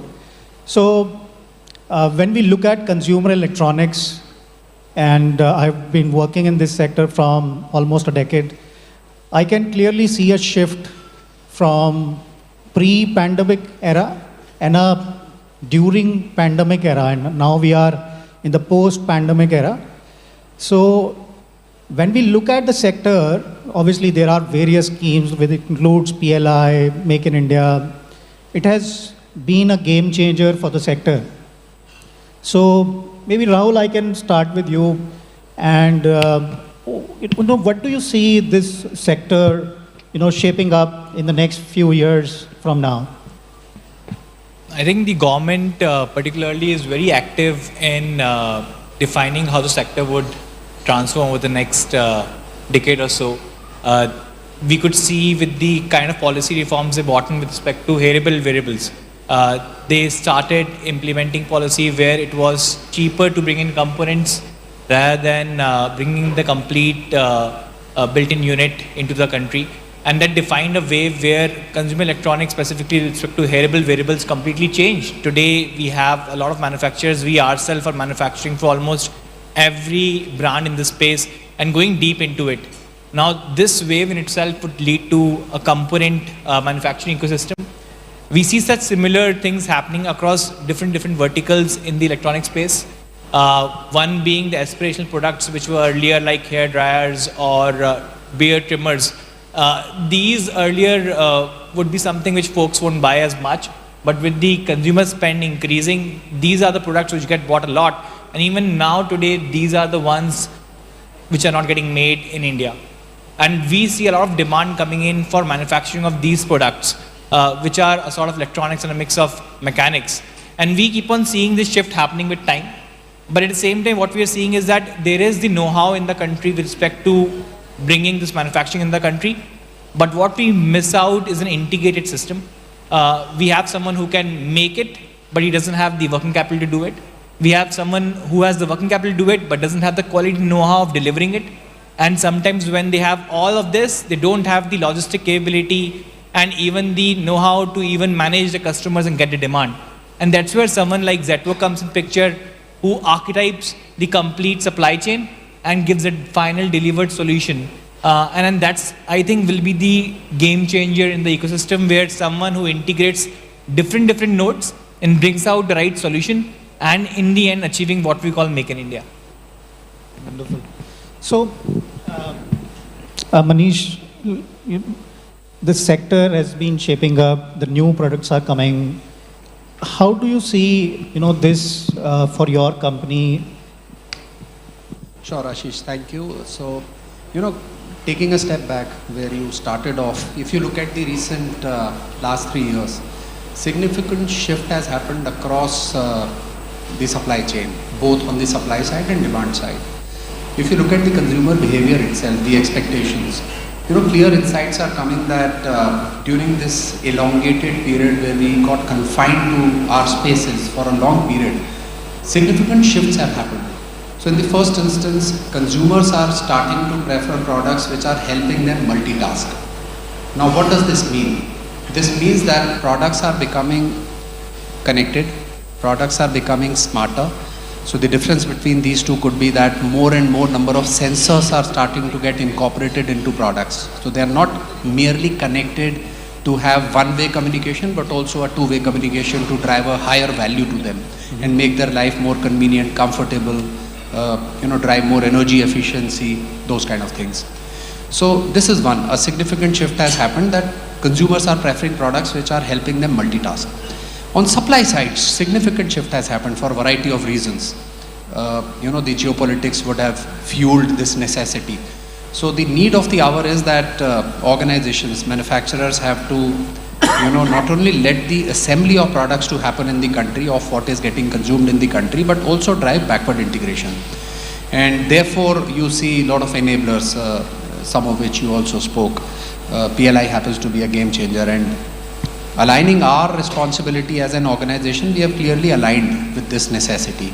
So in order to drive innovation in line with the rapidly changing expectations of consumers, I'll give you a very small instance of the all air conditioners which we sell in the country. On a tiny bit of exaggeration, all of them would be smart and connected. This is a significant shift which we did in last 3 years. And on the supply side also, rapid shift to drive automation has started to happen, and we are flexible on models. We are looking at making a fine balance between outsourcing production and doing it ourselves in line with the portfolio which we propose to the consumers. Wonderful. So all ACs will be smart ACs. And I still remember when we started thinking that, as Mr. Goyal said in the first session, that many things will not remain luxury, like refrigerators, the smartphones that is being used by all vegetable sellers and many, many basic grassroots level people. So, this will also become a need of the future. So, with that, let me just correlate the dot with a Make in India program, and maybe I will come to Dr. Ravi. How do you see this program has shaped up and helped us to reach today where we are? Because this program, while we celebrated 8th anniversary, some time back, but it has given a relevant impetus to reach here where we are today. I think it's actually had a tremendous impact on increasing the capability, the capacity, and the sheer volume of product that is now being made in India and will continue to ramp over the next several years in a variety of sectors, be it automotive, be it appliances and laptops and so on, and now hearables and wearables and so on. I think one of the things that, if you look at the evolution of the industry in India, it started with really final assembly, then now you're looking at printed circuit board assembly, then you're moving up into component fabrication of semiconductor packaging, eventually semiconductor, etc. That transformation will continue over the next several years, but I think the ball is now rolling, essentially, and the investments are definitely coming in. We can see that. I think in terms of the infrastructure and capability, I would say more needs to be done to go upstream into both component and materials production, be it printed circuit board fab at scale and at the level of technology that some of these advanced products require. And the same thing goes for materials that go up the chain into your individual raw materials that are used for any of these products. I think the next phase of Make in India would really go upstream. Wonderful. I think that is very relevant because the way all government machinery is working, they are not working in silos today. We work with Invest India as well, and the way Invest India is working with the state governments, and again Mr. Piyush touched upon it. Earlier, if let's say things were getting stuck in a particular place, you cannot reach to any single window that, okay, can you help us to fix this? Now today, that is changing. So we know a lot of our clients, they have started their factories in record time of, let's say, less than 7 months, which was not possible, in let's say, a couple of decades back. So that has changed India's perception as well, because a lot of investors are looking at India very differently. So let me bring, to similar point. So D2C is changing and it is creating a revolution. So Pramod, what's your experience and how do you see D2C, shaping this sector? So, I think D2C is a very interesting concept, right? I mean, it's a very new concept, as we all know. Like 3 years ago, maybe nobody knew about it, right? And even if we knew about it, probably it was in a very nascent stage. What D2C is doing today is something very, very interesting. It's actually forcing all of us all the manufacturers to think not only from product innovation perspective, but also from experience innovation perspective. Because what D2C brands are doing, they're not just offering very differentiated products and services, they're also offering them in a very unique manner, in a very personalized, intimate, immersive manner, which us manufacturers, especially manufacturers who sell directly to the consumers, B2C manufacturers, are not used to, right? Most of us have been used to selling through traditional distribution channels, retailers, wherein we let the retailer do the job for us. D2C have leapfrogged and have gotten so closer to the consumers that they are really shackling all the boundaries and offering that unique experience to the consumers, which we have conventionally not been doing. So obviously manufacturers have to get their act together and do something similar. But having said this, hell has not broken loose, because what's going to happen is the D2C players will also have a growth ambition, and hence they will have to come to the turf where we today operate, which is the offline market, right? So they'll have to really embrace some of the principles through which we have been doing business. When I say we, as in the traditional manufacturers. And in the same spirit, the traditional manufacturers will have to go in the turf of D2C players.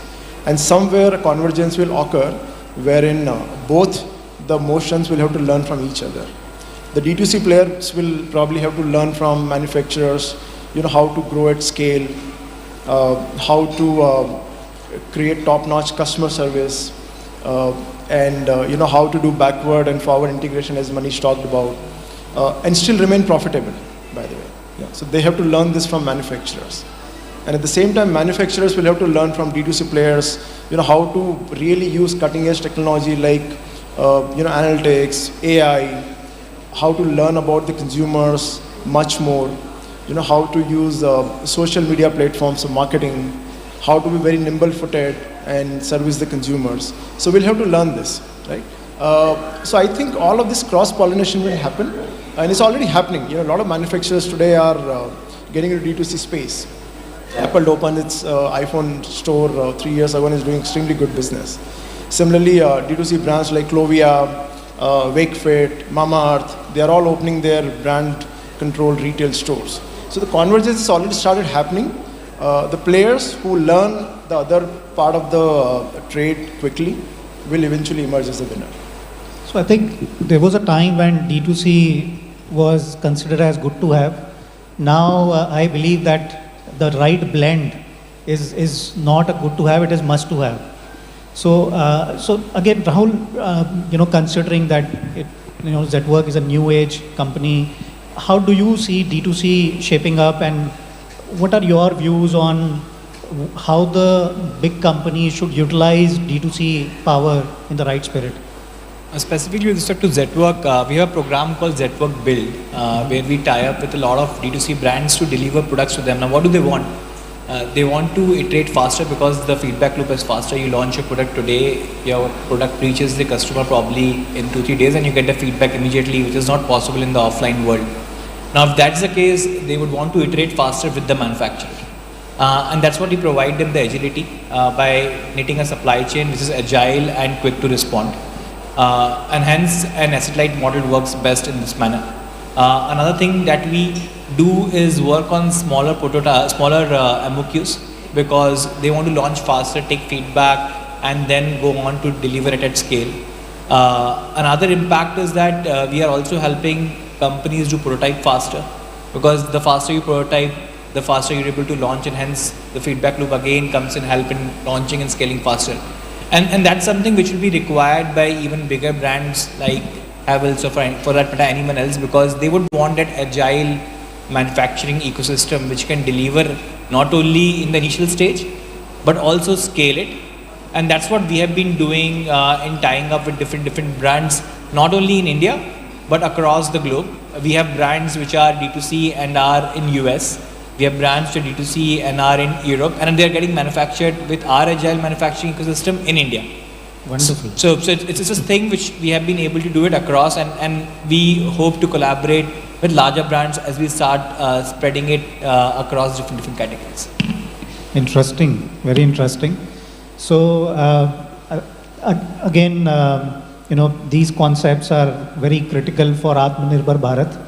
And when we talk about Atmanirbhar Bharat, we also need to reduce the dependence of the world on China. So let me come to Sashi. How can we reduce the dependence? And obviously there are a lot of raw material which are coming from still China, and the consumer sector is dependent entirely on some of the material.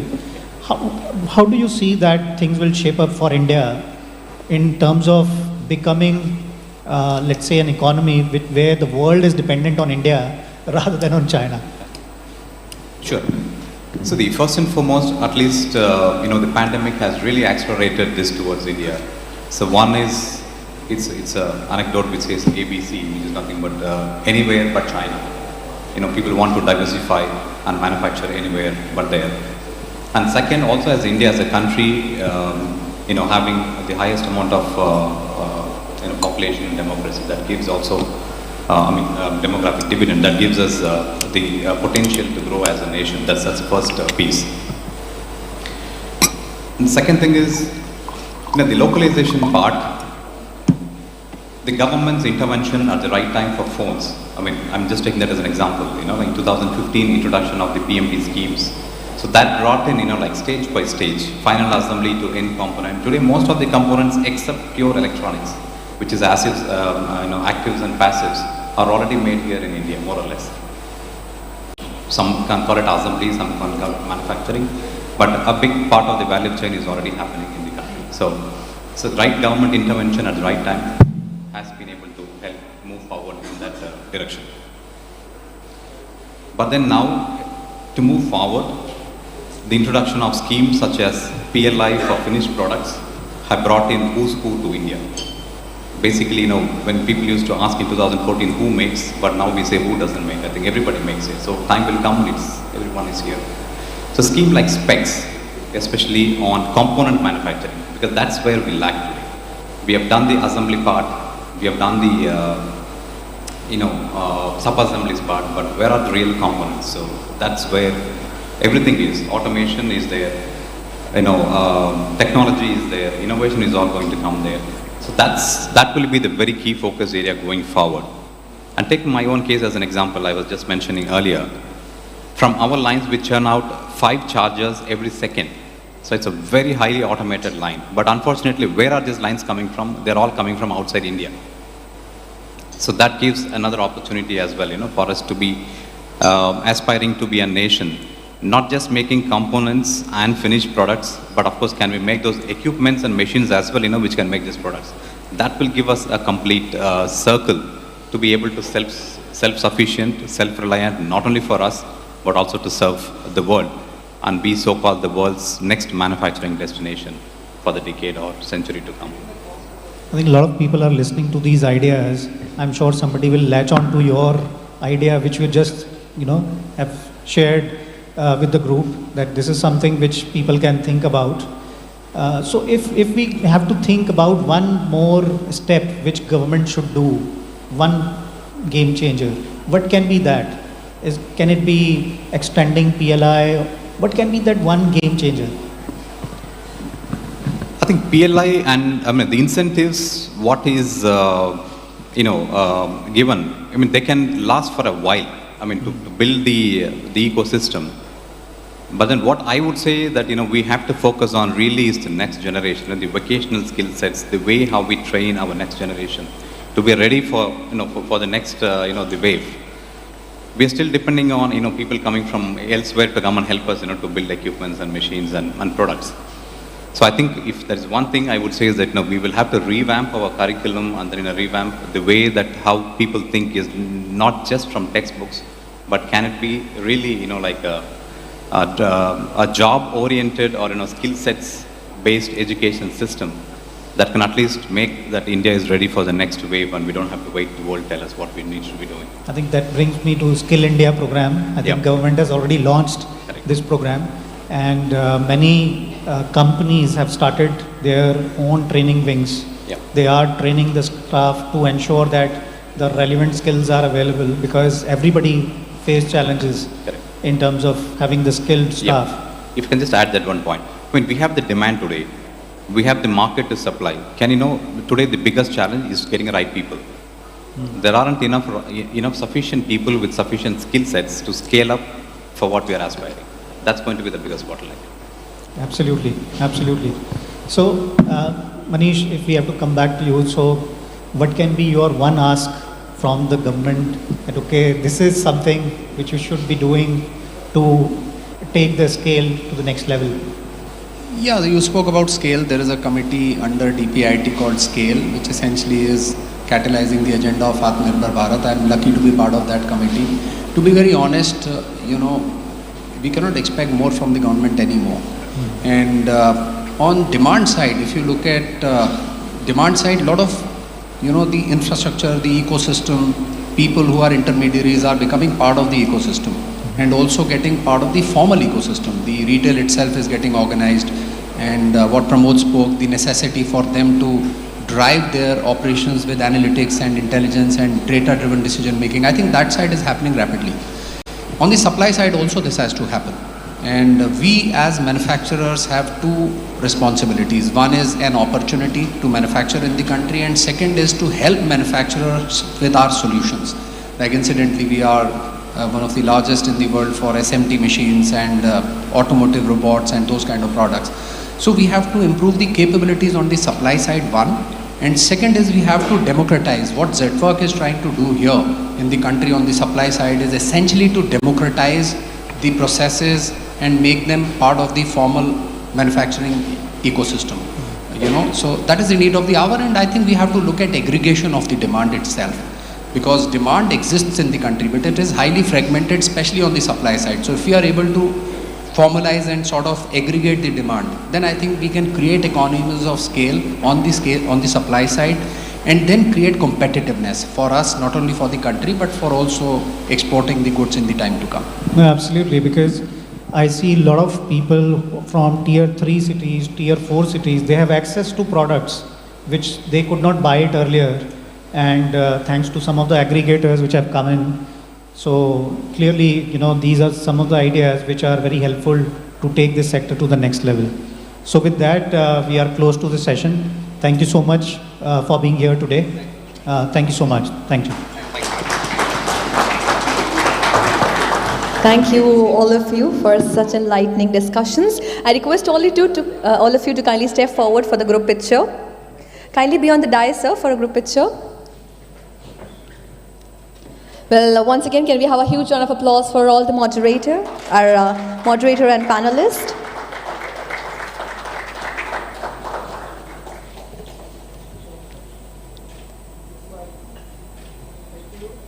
Thank you so much, sir. Thank you so much for this enlightening round of discussions.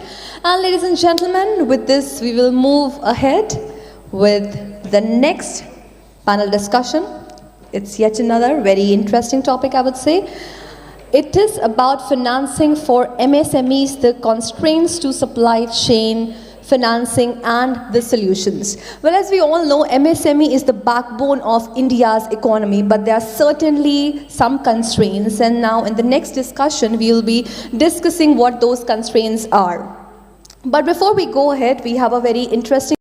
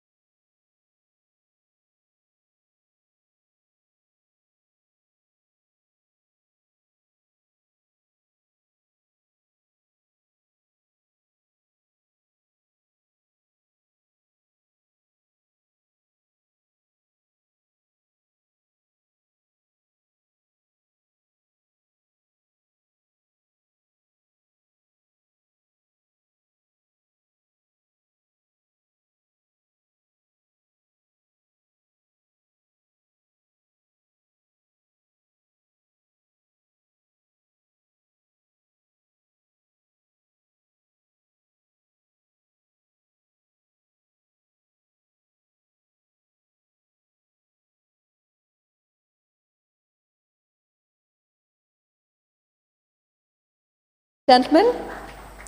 Well, with us we have Mr. Prakash Sankaran, MD and CEO, Invoice Smart Manufacturing Limited. We welcome you here, sir.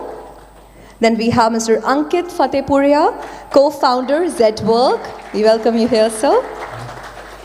And to moderate this session, we have with us Ms. Anu Gupta, partner, PwC India. We welcome you here, ma'am. Ladies and gentlemen, the panel discussion on the topic financing for MSMEs, the constraints to supply chain financing and the solutions.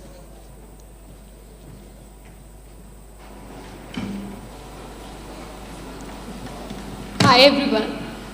So today we are deliberating the supply chain constraints for MSME in India. We all know that 1/3 of our GDP in India is contributed by MSME. Many of you sitting in this room would also be dependent on MSME. So this session we are deliberating as to how we can all solve the problems for MSME through supply chain financing. And for this we have very esteemed panelist, Mr. Bansal from RBI Innovation Hub. Many would not know about this RBI Innovation Hub. We'll try to solve for that. Then the Invoice Smart, a threads platform which you would have heard about, but we will share as to how it is helping MSME. Then Ankit from Zetwerk, who's helping MSME to scale up and to connect them to a lot of customers. So with this, I'll begin the panel. And maybe Mr. Bansal, I will request you to share the vision of RBI Innovation Hub. Very good afternoon, everyone. Thanks for having me over. Thanks to the Zetwerk team. and thanks for giving me an opportunity to talk about us. Who are we? We are Reserve Bank Innovation Hub, a new company set up by the RBI, and I don't even want to do a show of hands because I'm sure not more than 5 of you have heard of us, right? Is it more? I'm sure not more than 5, yeah.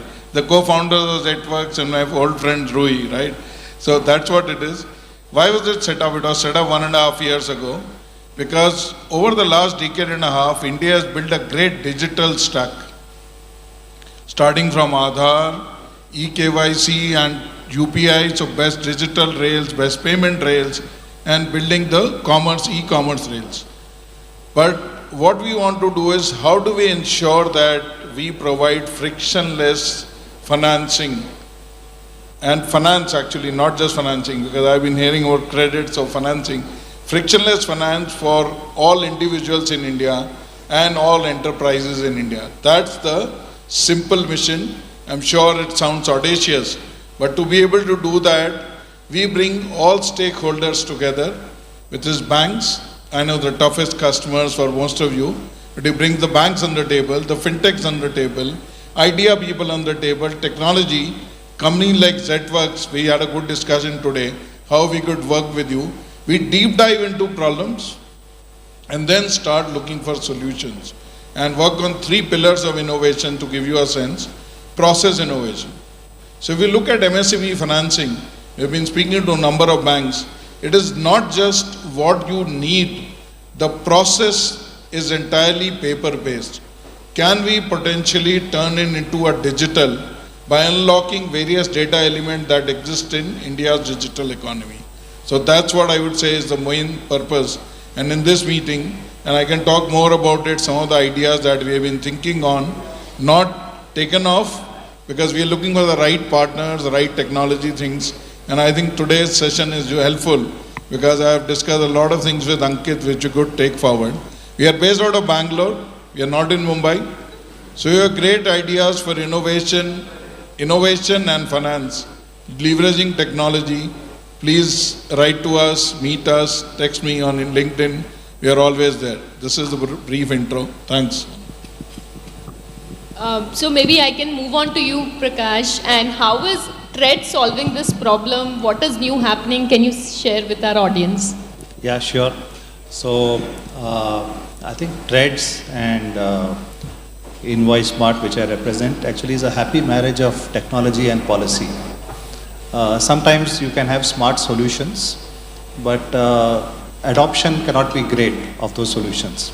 Any smart solution ultimately requires that the last man standing is getting real benefits out of that. And second, that there is widespread participation. So what happens on TREDS is basically that MSMEs who hitherto have had problems of financing, having to give collateral, having to give documents and others, they actually come to the marketplace that is TREDS and meet their buyers. So to put it in simple terms, all buyers in India who have a turnover of over 500 crores are actually on the TREDS platforms.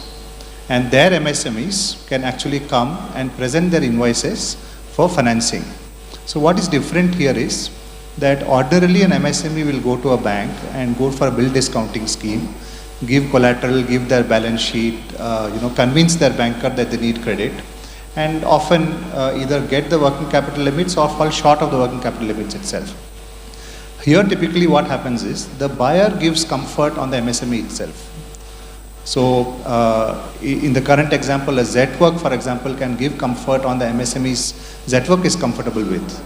And once they do that, then we don't look into the financial precedence of the MSME itself. We go ahead and take their invoice and give it to the banking community, which is 56 plus banks on the platform, and all of whom vie for a share of the same MSME.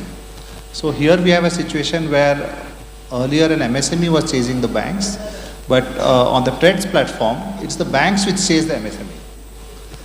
So that is in brief. This is very transformational, Prakash. And is it the limit of MSME which is consumed, or is it the limit of the buyer who is standing as a guarantor for MSME being consumed? Okay. So the MSME actually is not in the reckoning altogether here, because it is not his financials that are being assessed. It is typically the buyer who comes on, and limits are provided to the buyer by various banks. And these may not necessarily be part of the bilateral limits of the buyer itself. Today, the situation that we have is, if you look at large buyers in India, particularly in manufacturing, they would typically have a consortium of 6 or 7 banks, which does not mean that the other 30 or 40 banks in India don't want to finance that buyer and take limits. But on trades, that happens. So apart from whatever bilateral limits exist of the existing banks, the other banks come and put limits on the table and finance the MSME invoices of these buyers. Sorry, one more question. So who pays? Does MSME pays to you or the buyer pays to you? So we are but a medium, we are a marketplace. So typically what would happen here is that the banks who have paid the MSMEs in advance within 48 hours, they would pay the buyer ultimately. Ordinarily, the buyer will pay the MSME on the 45th day. Here, typically what would happen is the banker would have paid the MSME within 48 hours, and the buyer would pay the bank on the 45th day. The other advantage is that this sets the buyer free of liquidity issues around that 45 days. Not all companies are equally comfortable in paying the dues within 45 days. Some companies might require a slightly extended period. So through this mode, they can come onto the platform. Maybe they would make the payment to banks on 60 days, depending on their arrangement. But the MSME here will still get the money within 48 hours. Sure. Okay, moving on to you, Ankit. So maybe if you can throw some of the light as to how Zetwerk is actually helping MSMEs, and what is the benefit for MSMEs, and how have you created successful MSMEs?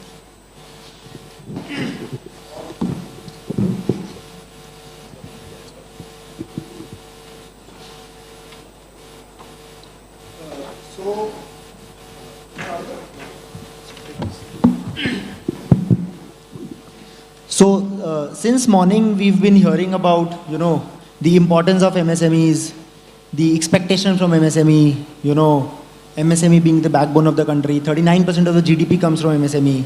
So all this we have heard, but I think even more important from our lens, and I think the lens from which we should see the MSME is, are we solving the problems for MSME? Are we enabling MSME to unleash their true potential? We think typically for a MSME there are 3 issues, them getting orders on time, them getting access to raw material, logistics, and them getting access to cheaper finance. We at Zetwerk are actually solving all the 3 problems. We help them get demand on time so that there is continuity in their operations. We help them source material. We help them access labor contractors, logistics, and we also help them access cheaper finance. We help them identify good lenders who are able to lend them at rate which is not very, very exorbitant compared to, unconventional money lenders and all. Wherever it is required, like in case of a TREDS platform, we'll just give a comfort. Once there is a comfort from a company like Zetwerk, one need not underwrite balance sheet of MSME. Once these things are provided, then is the time when we are truly unleashing the potential of these MSMEs. So at Zetwerk, we are solving these 3 problems for them. That's really nice. So Mr. Bansal, moving on to you, and since we are deliberating on supply chain financing, what could be the innovations which are possible? Is e-KYC possible? How much time does it take? How much time does it take right now to obtain a loan by an MSME? How can it be quicker, faster, easier? So, taking an example from one customer journey that we have revamped, RBI gave a press release. We have done end-to-end digitalization of a simple farm loan up to 1.6 lakhs. I'm sure it will not resonate with this audience unless you have a farming background. and that has been launched with few banks in few states. So just taking a cue from that. In the supply, so what we did is, in that we did a field study ourselves. What are the key processes? Why are they manual? Can they be end-to-end digitized? Similarly, I'll be honest, we have done some study on MSMEs, but would work with some of you in the room to do deep dive. And mind you, I am not talking to lenders. We spoke to lenders about the farm journey. Everything was all right. So we talk to banks all the time. According to them, that's all right. They have given us the data points they need for MSME lending. We are asking ourselves, why do you need so many data points? So coming from there, some of the things which you mentioned, e-KYC obviously, the Honorable Finance Minister announced about DigiLocker being used. We look at using that. But I will give you a simple example from the Factoid I saw in the film. 70% have a working capital financing issue. And to my knowledge, companies like Zetwerks work with, companies which have a turnover of, let's say, about 1 crore on an average, if my understanding is correct. Working capital. I spent 3 decades in the industry. I remember doing my desk training at a bank, where working capital is go to the place and check कि उसके वहाँ पर store में these wires are there or not. This iron steel is there for a MSME manufacturing. When today's technology with 5G, IoT and AI available, do we really want the lender to visit your bank, you visit your godown to check what is available in the godown? That is the level of transparency and innovation we are looking at. We are currently talking to 2 companies who are 5G IoT experts. We are looking for MSMEs, and I'm sure if there are volunteers, we are more than happy to work with you, because the lender needs transparency and visibility. If we're using technology and innovation like that, if we can do that, that's the first example. I'll just give you one more example of an ordinary kirana shop. Let's call it a micro enterprise, it's not manufacturing. When you go to an ordinary kirana shop anywhere in India, in Gorakhpur or any place, obviously today's AI technology allows that I can just take my smartphone, move it around, it will capture what is my stock of surf, what is my stock of biscuits, everything. Basis that it can automatically order biscuits. Or let's say it's a car dealer who's looking for, steering wheel covers, for example. That may resonate better here. It will automatically order. What does it mean? It creates a digital footprint. It takes care of supply chain financing in the future because of the digital footprint. So these are just 2 examples of innovation. Unfortunately, because we are still young, infancy, that we have not started, but during the next few quarters, you will see things like these, and we'll be running more and more ideathons, hackathons, to talk to startup founders and innovate on thinking about SME financing. I hope I answered, Anu. Yeah. This is very inspiring that without even visiting a bank, if you can get a loan and that to individuals, MSMEs will be able to, then we'll be really able to create this 5 trillion, 10 trillion economy. So moving on to you, Prakash, can you explain how are you solving for problem of collateral-free loans? Collateral still is a major issue in getting the loans. So what are the various ways and what is your thought process? Where would this supply chain financing, what is the vision of this and where will it reach? So I wouldn't claim to address the larger problem of supply chain. We form one of the many solutions to solving this issue of collateral and otherwise. See, at the base of all this is that what is a bank looking for? It's looking for, is this MSME creditworthy? And if I extend a loan or a facility to this MSME, will I get my money back? It's as simple as that. And depending on where we were in our civilization, we found different ways of finding out whether people are creditworthy. So much as what Rajesh sir said, in the initial days, we relied more on a physical check on everything around the health of the MSME, including the financials itself. As we are progressing to the new paradigm now, there are data sources emerging which give important information about the MSME themselves. So some of it, for example, can come through GST. We know, for example, what is the turnover of an MSME. We would, through other account aggregator and other information, we'll be able to form a profile of an MSME going ahead, which will be pretty exacting, right? Then if you look at platforms like Trades, for example, today we have 1,240 of India's largest companies on this platform, and 60% of them are manufacturing. Now what happens is that when we do this financing to MSMEs on a continuous basis, we know that these manufacturers prefer these MSMEs. Obviously, orders are given to MSMEs where the manufacturer is comfortable with regard to the delivery of the order itself. So it's not a mere financial thing. So what's happening is that data is beginning to evolve around the MSME on multiple things, on their performance, on their finance, on how they repay. All this information is coming.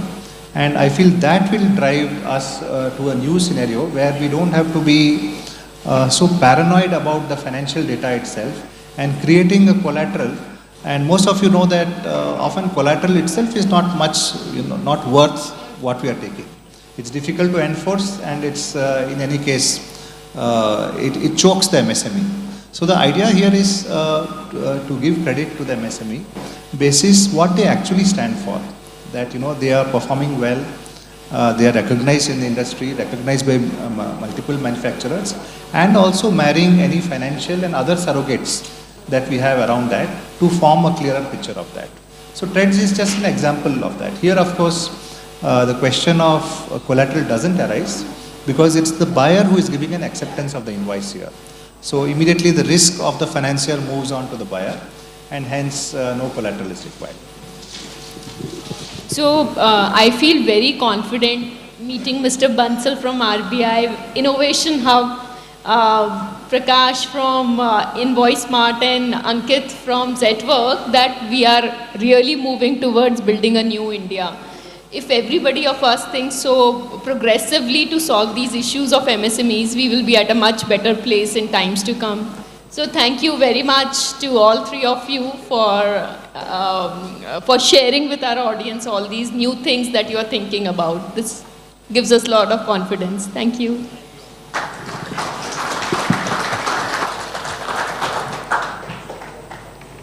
Thank you so much for such insightful discussion. I request you all to kindly please step forward for the group picture.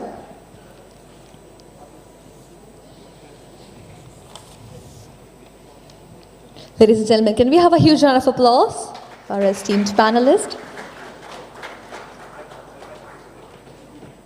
Well, ladies and gentlemen, with this, I would like to tell you all that don't forget to put the hashtag Smart Manufacturing 2023, and tag us at @LiveMint on Twitter. Well, before we go for the next fireside chat, okay, let us take this moment for ourselves. Like whole day we give a lot of time, a lot of stress seeps into our minds and bodies. Let us take just one quick minute. I request you all to kindly sit straight for a minute. Sit straight with your spines erect. Great. Now look at the person who's sitting towards your right. Look at the person who's sitting towards your right and give that person a smile. Gentle smile. All you need to do is just smile. And now look at the person who's sitting at your left and give that person smile. See, we can smile, that's all we can do. And now can we have a huge round of applause, ladies and gentlemen? Can we have a huge round of applause once again? Well, ladies and gentlemen, the next fireside chat that will be starting in a short while, the topic of that fireside chat is creating talent and skill dividend for advanced manufacturing industry. Now, it is very important, it's imperative that we create the talent to serve the industry. The Industry 4.0 has the potential to add tremendous value to the business, but still, many manufacturers are slow to adopt advanced manufacturing. As per the latest research, the chief concern is the identification, training, and retention of the right talent. So in the next panel discussion, we will be focusing on how to create the right talent, and more than that, how to retain the right talent. And for us, we'll have very esteemed panelists who will be joining us for this fireside chat. That will let you know in a short while. The topic for the next panel discussion, the next fireside chat, as I've told you, is creating talent and skill dividend for advanced manufacturing industry. Well, okay, once again, before we go ahead, I still have a minute with all of you. Well, I request you all, we all work hard really in whatever we are doing in our lives. We all are at good places in life, and we give a lot of hard work to whatever we are doing. So now I would like you to take 1 minute. Again, I have another minute with you. I request you all to lift your right arm up. Just lift your right arm up and wave it a little bit. Just give a nice wave. And give yourself a nice pat on the back. And tell yourself thank you for whatever you are doing. You have to say it to yourself. Great, great. And another, the kind of work that we do, we are in a situation which requires constant stress dealing.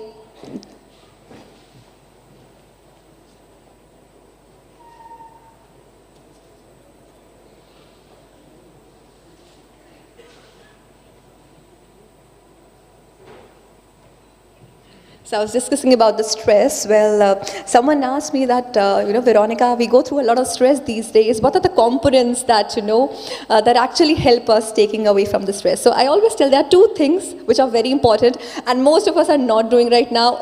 Number one is to smile. Well, whenever you get time, whenever you get that moment, take that moment out and smile. And another thing is, whenever you are sitting, sit straight. So a little bit of stretching take you away from the stretch.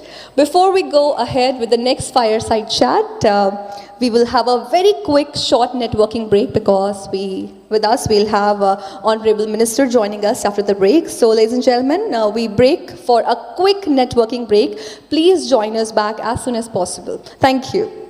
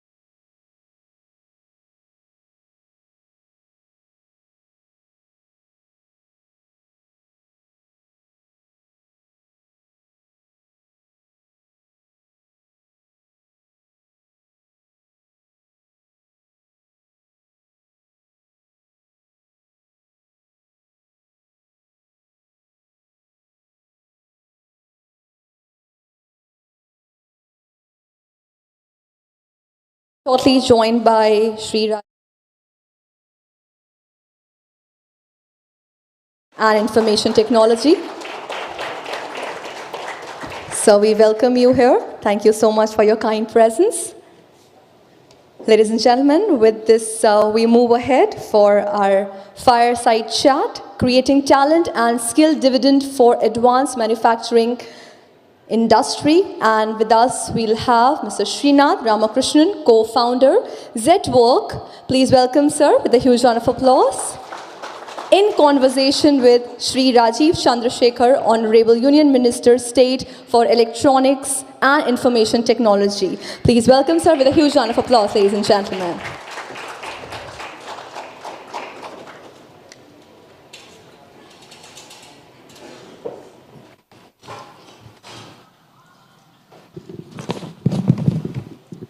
Good evening, everyone. Good evening, sir.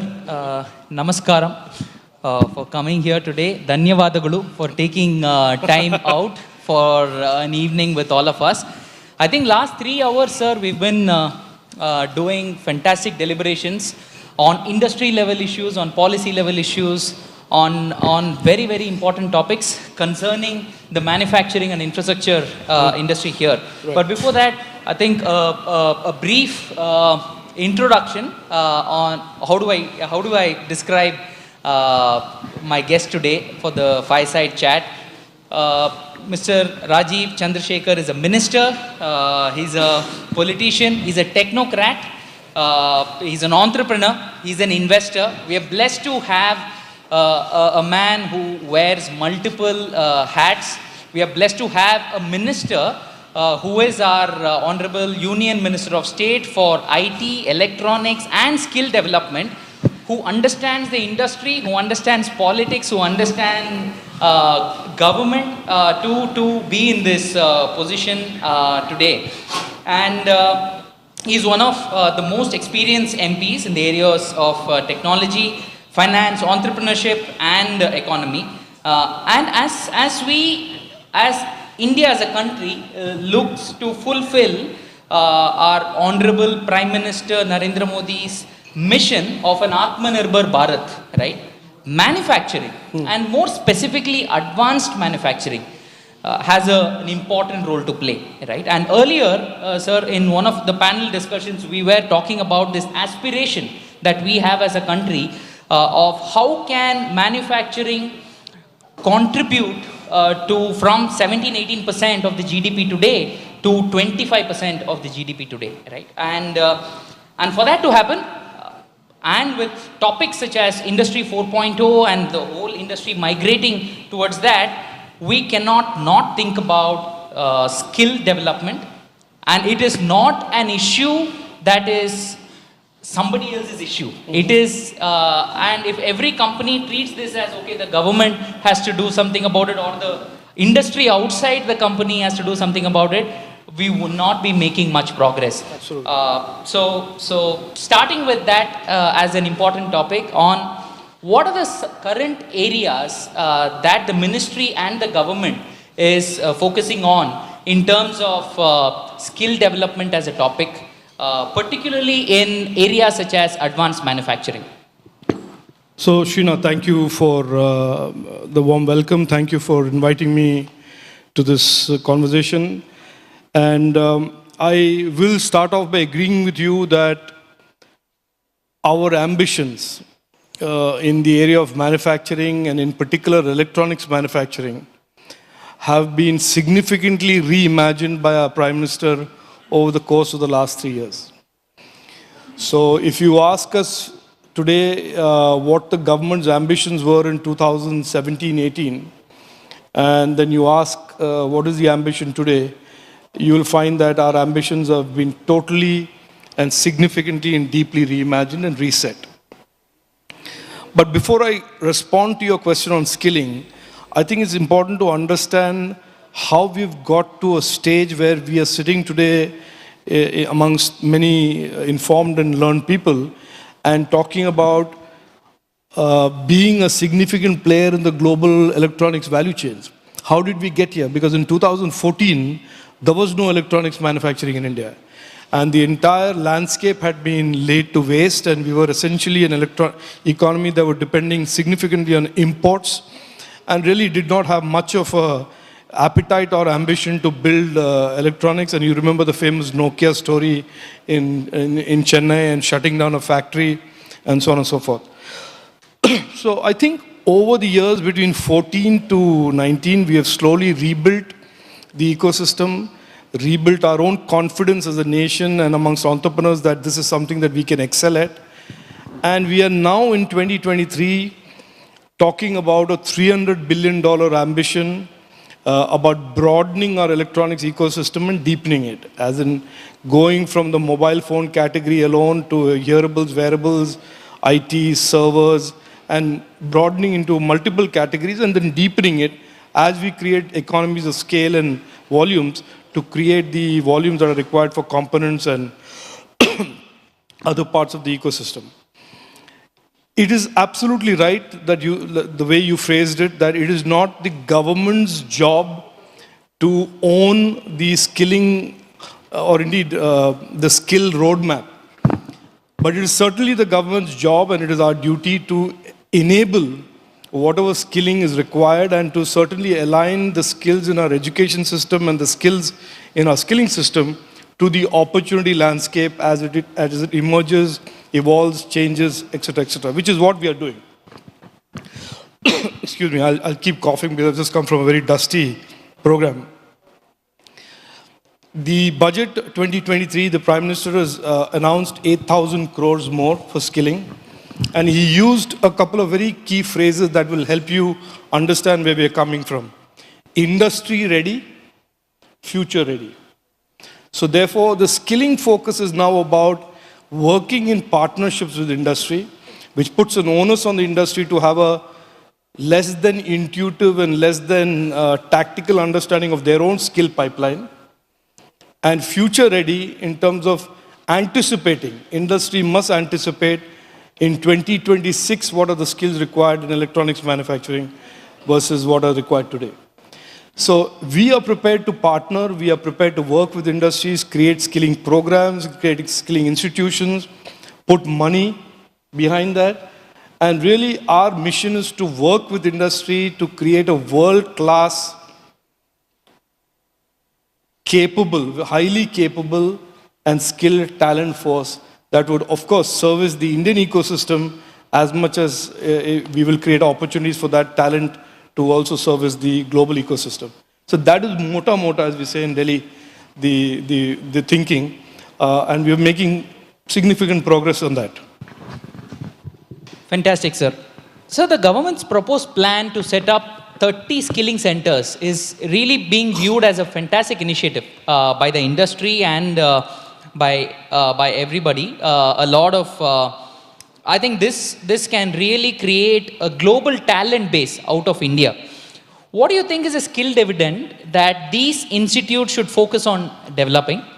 And how can industry, academia, and government work together to further provide a fillip to this initiative? So the 30 skill centers that the Prime Minister, the Honorable Prime Minister and the Finance Minister mentioned in the budget refers to 30 Skill India International Centers. These are essentially centers that will prepare Indian talent for global opportunities. And we are seeing a significant uptick in the recognition amongst many economies and many countries about the very different and very much more reliable and quality of the Indian talent. And the fact that the demography and the demographic dividend that we keep talking about is really now today something that people are looking at in real terms. Initially, for the last many years, we talked about that in presentations and when companies made pitches to investors and so on and so forth. And now that is really becoming a significant ask from many countries. And I'll give you an example of the things that are going on in this country. It's amazing sometimes just to see what's happening. For example, 2,000 young Keralites have moved to Japan and have been absorbed in the Japanese workforce. Now, when you ask a follow-up question, your intuitive response would be, okay, they've gone to Fujitsu, they're in the electronic space, they're sitting in coding AI. No. They've been taken, they are working in agriculture, they're working in hatcheries, but deploying tech in those areas.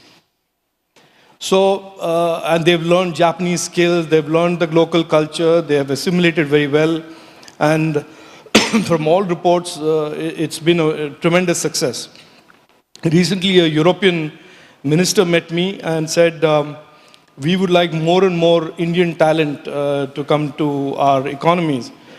So, as a minister, I said, so what kind of people do you want? Thinking he will say nurses, because that is the flavor of the month currently, because everybody in the healthcare system requires Indian nurses.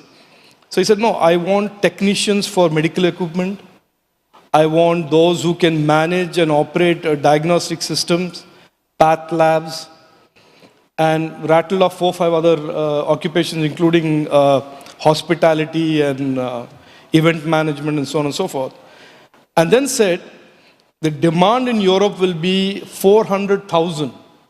Not 500, not 100, not 1,000, but 400,000 over the next 4 years. So I think we are living in extremely interesting times where there is a genuine demand or a genuine, let's say, look at Indian talent, and really the challenge is getting them aligned to the skills, both soft and hard, in terms of what that particular enterprise or that country wants, and doing that in large enough numbers. So that is where the 30 Skill India centers come into the picture. Got it, sir.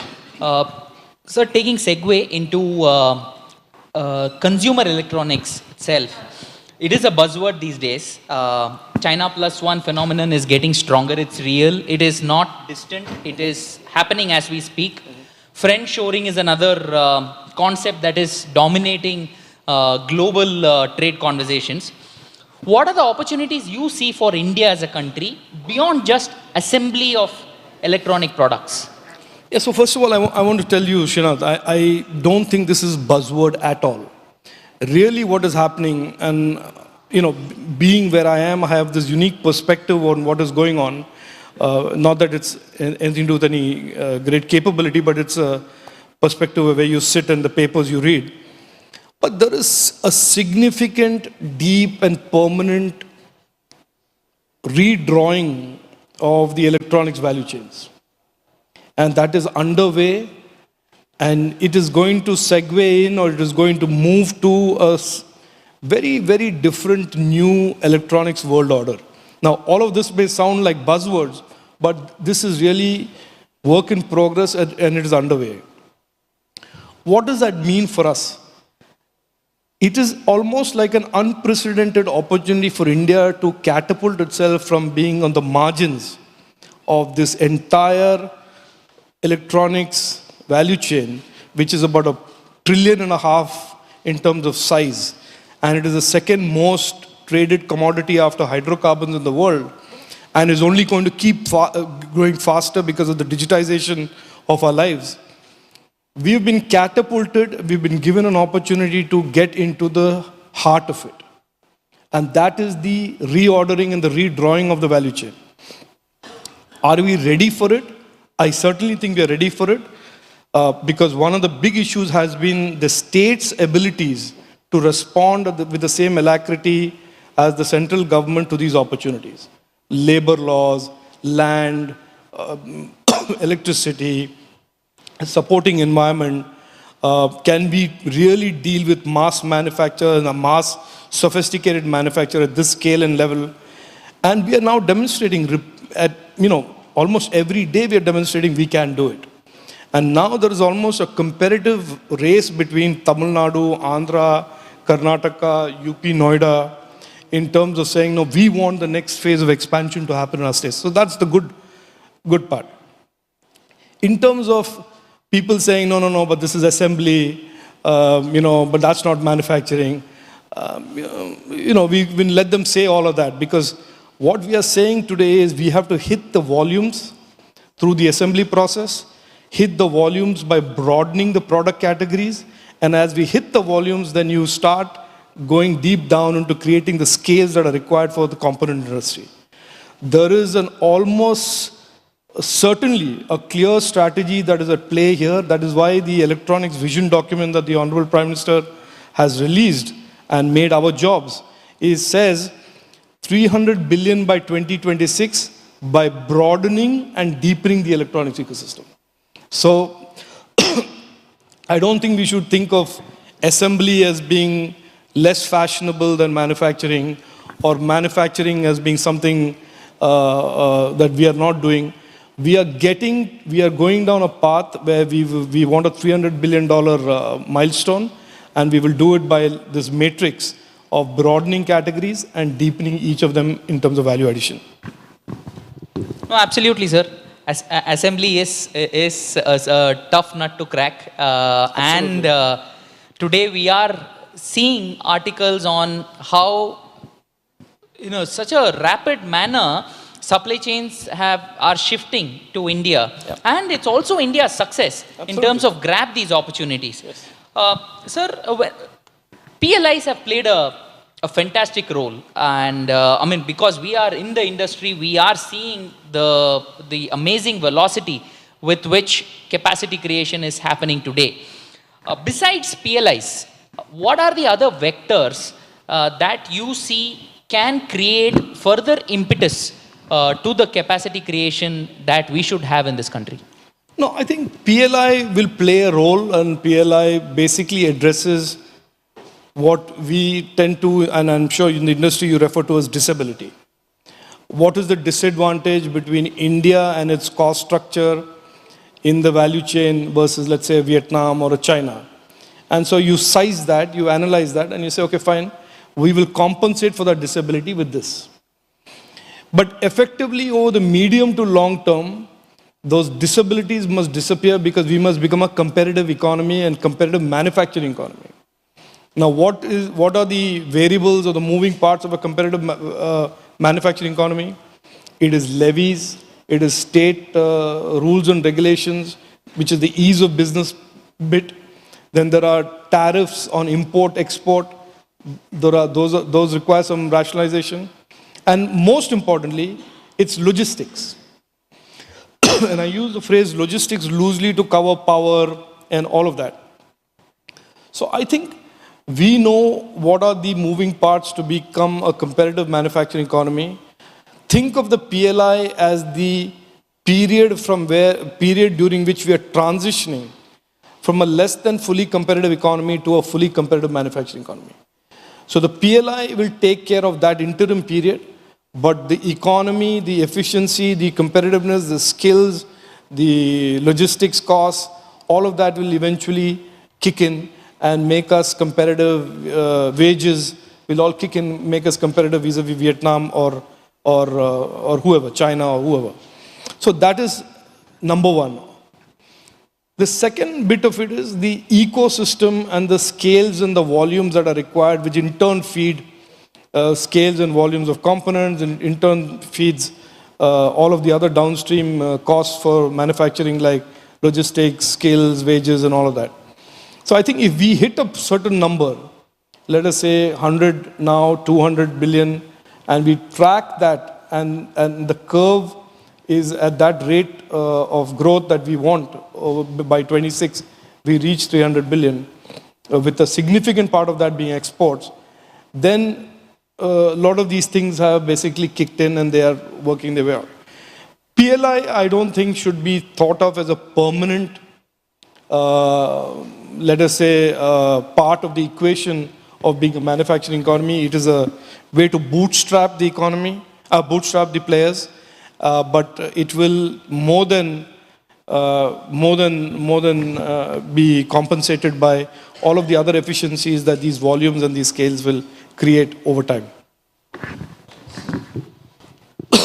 Got it, sir.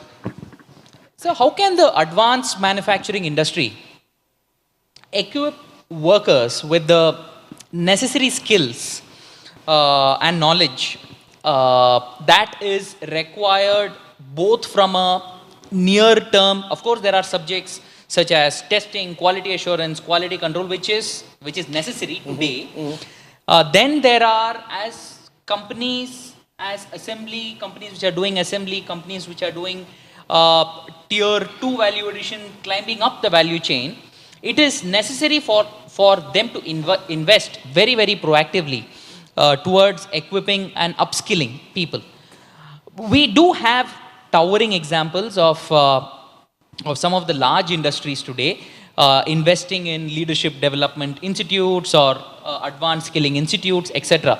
But because this ecosystem is kind of happened over the last 10 years, what can this industry do even more and can learn from the mature industry, or say the capital goods industry, right, in terms of upskilling people?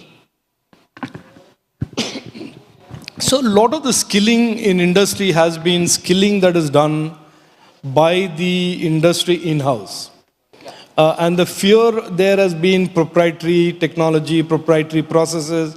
Therefore, we'll hire, let's say, 1,000 people. We'll put them at our cost through our systems and processes, get them to learn it, and then deploy them. But I think skilling now, even in the advanced manufacturing space, can be broken into some very specialized, upskilled, interned type of functions where you become with a certain set of base skills and then you create that special skills in-house.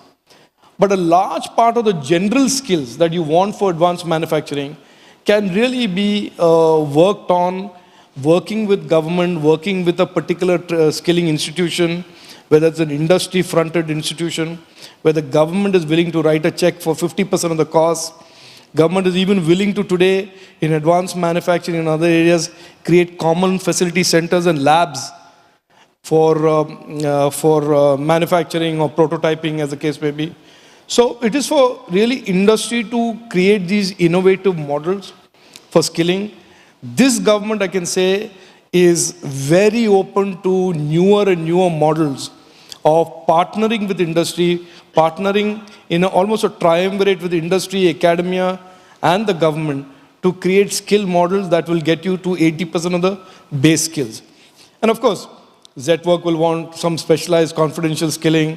Somebody else may want to do something that is very confidential to them, that they can do internally.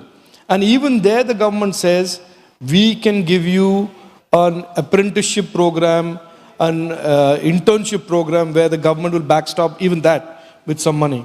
So the government ecosystem is ready. Sometimes I would argue that the industry is not.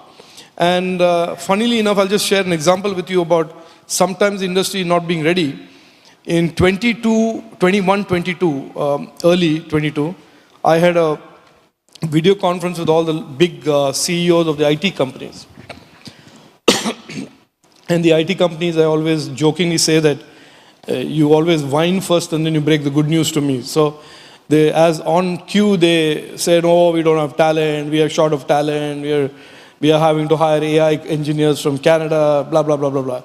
So that went on for about 15 minutes. And then I said, but, when did I become your nursemaid for talent? When did the government become that? Where is the agreement that the government suddenly has to take care of all of your future requirements? So I think if there is a realization that the industry is responsible for their future pipeline requirements, they anticipate, they specify. This government is very, very interested in creating high quality talent in this country so that our industry can be successful and that other industry from around the world can come here because, not just because of PLI, not just because of the logistics advantages, not just because of the market, but also because of the high quality talent. That is our vision. But we can't do this on our own. However many institutions we open, how many 1,000 crores PM gives us, unless the fundamental piece of that, which is the industry creating a pipeline, envisioning what they require, where they require, when they require, and then working with the government, develop that bench or that asset. No, absolutely, sir. I think this is one area where throwing some money from the CSR budget is not going to solve the problem, right? When people come to me and say CSR and skilling in the same breath, I say I'm not interested in that conversation, because I don't think talent is about, I'm not discouraging CSR, but talent is really a strategic thought for a corporation or a strategic area of focus for a company or a startup or an enterprise in today's world. It is a competitive advantage. The difference between in India and its competing nations can be many things, but one of the things that we can have a significant advantage is the quality of our talent. No, absolutely, sir. In fact, that is precisely the opportunity, right? The demographic dividend is the opportunity that we are really leveraging today to reach what we want to achieve. So finally, what do you think will play out in India's favor as a distinct advantage, giving us the edge over China or Vietnam in becoming a global manufacturing hub? And what is your 10-year vision for India's advanced manufacturing sector? First of all, I just want to say that I think on manufacturing, we can think big, and $300 billion in a overall value chain of 1.5, 1.6 trillion, growing at 6-7% per annum is still a very tiny, tiny fraction. So if you look at a 10-year horizon, we should be thinking of 500, 600, 700 billion dollars of electronics manufacturing coming out of India. It is very doable. It is absolutely something that is in front of us as an opportunity, and it's for this generation of entrepreneurs to either seize the opportunity or to let it go. We are all grey-haired people who color our hair, and therefore I'm done with my entrepreneurship. But certainly for this group of people or the generation of entrepreneurs, it is an unprecedented time to be in manufacturing if you're an Indian. On the issue, again, about competitive advantages and things like that, I strongly believe one of the biggest things India has going for it that differentiates it from China or Vietnam or anybody else, in addition to the large market and the large consumer base here, which we all know, is the energy and the confidence of our young Indians today. I have had the privilege, since I've become minister, to visit 42 different colleges in India, all across the landscape. No IITs and none of the big guys. And it is amazing that the confidence and the energy and the determination that is there in the young Indian to really do something that is dramatically different, dramatically more ambitious than anything that anybody in their family or generations before have done. That, in my opinion, is the energy that is going to drive this growth. If you overlay high quality talent, skills for them, and really couple this energy, this confidence, along with global quality skills and make them into this powerhouse, I think nobody can stop us. And the end point is not something that we should even try and estimate. No, sir, absolutely. I think sometimes I feel these days the world is conspiring for India to win. And people are dreaming big. People are creating very ambitious plans. I think all of them is definitely going to fructify. I thank you once again for taking out time amidst your busy schedule to be here with us today. You have always been a fantastic source of encouragement for young entrepreneurs who are having ambitious plans in the electronics, in the advanced manufacturing sector. You've been super accessible as a minister, and thank you for being that, and wish you and our country a fantastic time ahead. Thank you, Srinath. Thank you all for patiently listening. I'll say this again, that I really believe that in the 75 years that we've been an independent nation, this is like the best moment for an entrepreneur, best moment for anybody building his dreams, because India has suddenly become an opportunity-rich landscape. And like you said, talking about planets aligning, I was in a program in Dubai, and a Frenchman stood up and said, "It looks like you have got your gods to align the planets for India." So, in a lot of ways, the world sees it the same way as you and I do. So, thank you again. Thank you. All the best.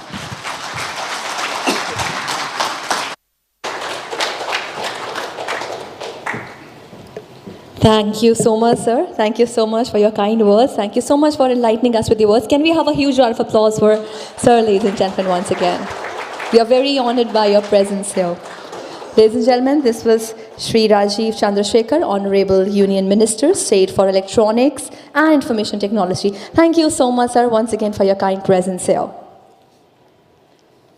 Ladies and gentlemen, requesting you all to kindly take your seats quickly, as we'll be with us in a short while. Shri Nitin Gadkari ji, kindly take your seats. Put your phones on silent mode or on airplane mode. With us, we'll be having Shri Nitin Gadkari ji, Honorable Minister of Road, Transport and Highways, joining us in a short while from now. Also, a reminder to use the hashtags and tag us at @LiveMint. Put the hashtag Smart Manufacturing 2023. Once again, requesting you all to kindly take your seats, be seated. We'll be shortly joined by Honorable Minister of Road, Transport and Highways, Shri Nitin Gadkari ji.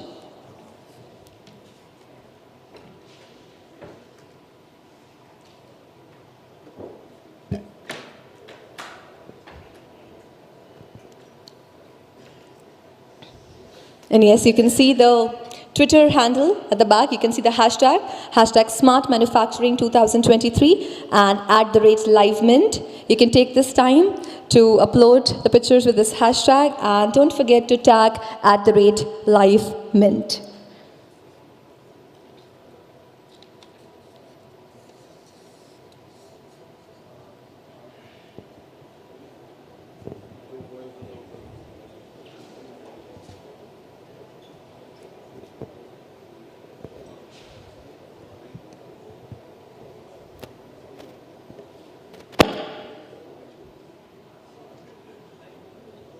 I think he's just about to join us here inside.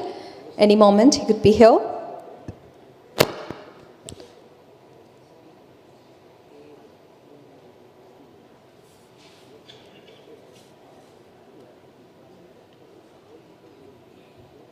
All right, ladies and gentlemen, sir is here.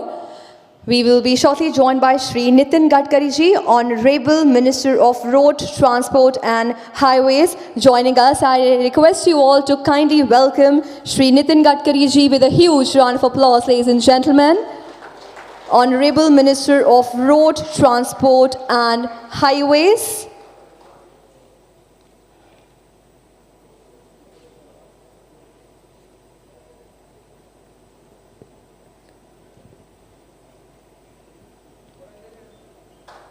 एक बार जोरदार तालियों से अभिनंदन, स्वागत, नमस्कार sir, बहुत बहुत धन्यवाद आपका हमारे साथ आज यहाँ जुड़ने के लिए. Ladies and gentlemen, Shri Nitin Gadkari ji.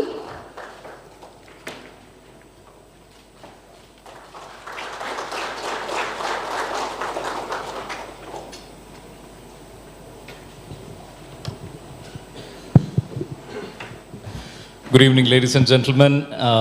Gadkari ji has requested that he said, let's just talk. Why give a speech and all of that? I speak enough, but let's just talk. So since he has given us very kindly some time, hopefully towards the end we can make this a little interactive if Mr. Gadkari permits, and you can also perhaps ask him some questions. Mr. Gadkari needs, of course, no introduction. He's one of the most dynamic ministers in our government. More importantly, what I always find fascinating about him is that in many ways, he's the ideas man in so many of our core sectors when it comes to, I mean, especially in transportation, roads, highways, automobiles. And a lot of the ideas that actually you will first hear from him if you go back to some of his speeches 4 or 5 years ago, many of the ideas that he comes up with are the ones that later becomes mainstream, prominent, and very widely adopted. We are delighted to have you with us here today, sir. Thank you so much for joining us. We are, of course, talking manufacturing today. But to kickstart, I want to ask you, if you could tell us a little bit about the kind of measures that India is doing to enable manufacturing by way of infrastructure support. Actually, in our GDP growth, 12% contributes from agriculture, 22 to 24% from manufacturing sector, and 52 to 54% from the service sector. The 12% which is coming from agriculture, our 65% of population belongs to agriculture. And that is to be a big challenge for the country. The people who are socially, economically, educationally backward, particularly rural, agriculture, tribal and forest area, where we need to create more employment potential and growth rate. So we need to identify which are the technology by which we can start manufacturing in the agriculture rural area to create employment potential at the same time to create growth for the country. And I am working on that. And we need to identify the different fields. Suppose, for example, taking example of fossil fuel. We have import of 16 lakh crores for fossil fuel. Now in the forest area, in the westland, the plantation of bamboo is there. We are appealing people to make more plantation of bamboo. Now you just understand, one of the Bhima bamboo from Karnataka, after 2 years, it gives 200 ton per acre. Even the land available westland with Coal India, the western coal field, manganese ore of India, anywhere the barren land is there. And the bamboo is such a plant where you don't need any water and other thing. So there is a huge potential of biomass is available. In Assam already Indian Oil has started making bioethanol from bamboo. Then other important thing is very popularly related with Delhi, that is parali, rice straw. So we have now 10 projects where we are making bio CNG, bio LNG from parali. But parali rice straw taking into biodigester, we can get methane. And from methane, we can get hydrogen. So hydrogen is the fuel for the future.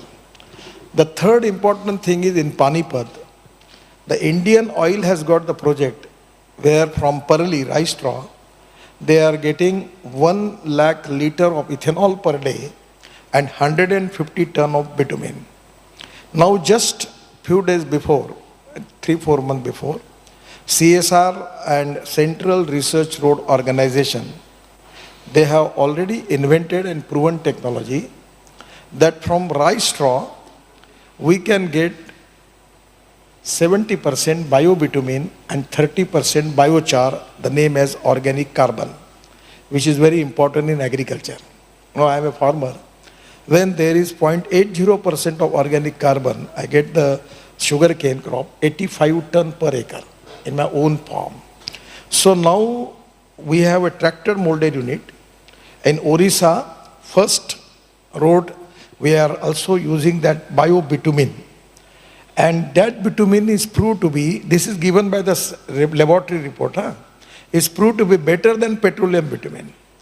In India, we have a requirement of 80 lakh ton of bitumen. Out of his Indian refinery is giving only 50 lakh ton and 30 lakh ton is import. In place of that, if Punjab and Haryana, the tractor molded unit will be there.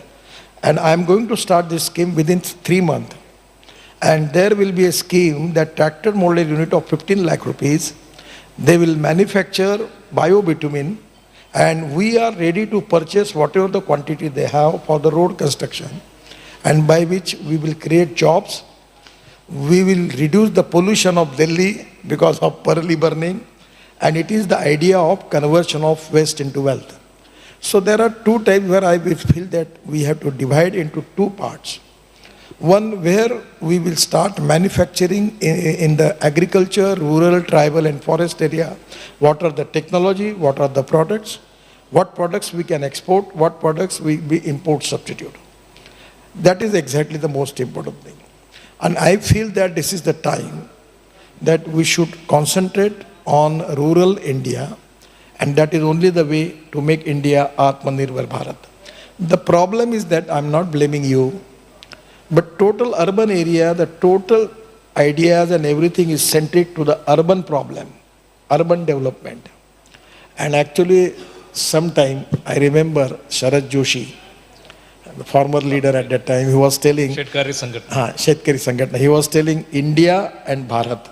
Delhi, Mumbai, Kolkata, Chennai is India, and these all small rural areas Bharat.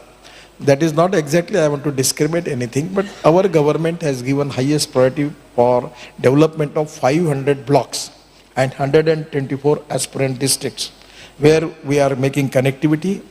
We are saying that there will be power will be available, water, power, transport and communication will be available, and there we want to make industrial investment by which we will increase the growth rate, per capita income and employment potential. And that is to be priority wise we have. But at the same time, in the urban area also, for manufacturing sector, there is a huge potential. I'm just telling you about my ministry. I am related with the automobile industry. Now, previously our number was 4, but now we bypassed Japan and our number is now number 3. The China number 1, USA number 2 and India is number 3. And now in manufacturing, my dream is to make this industry within 5 years number 1 automobile manufacturer hub in the world. Presently, the size of this industry is 7.5 lakh crore. And this is the industry which has already created 4 crore jobs. This is the industry which is giving maximum revenue as a form of GST to the state and central government. So now idea is all reputed brand in the world, ekade ko chhod do, all are present in India. And now they are increasing their production. Tata, just yesterday I have a program with Tata MD, Shirish Wag, and he was telling me, I was telling him that you should increase your electric vehicle capacity by 100 times. This is the market. He has got a waiting list. So they purchased a new plant and now they started electric manufacturing there. So in electric vehicle, electric truck, electric scooter, now we have 400 startup, small in Bareilly, Kanpur, Lucknow, they are making electric scooter. So the way in which using the new technology, new innovation, new research, there is a huge potential, and there are two things which are important for increasing manufacturing in India, creating more employment. The two important things is technology. Innovation, entrepreneurship, science, technology, research, skilled and successful practices. We name it as knowledge, and conversion of knowledge into wealth is the future. That is one thing. And second thing is no material is waste. We need to have a policy by which conversion of waste into wealth. Just I will tell you the example of Mathura. Please. Where we are using 80 mld sludge of Mathura. The model is hybrid annuity, and the clean water we are giving to Indian Oil, and they are giving 20 crore rupees per year as a loyalty.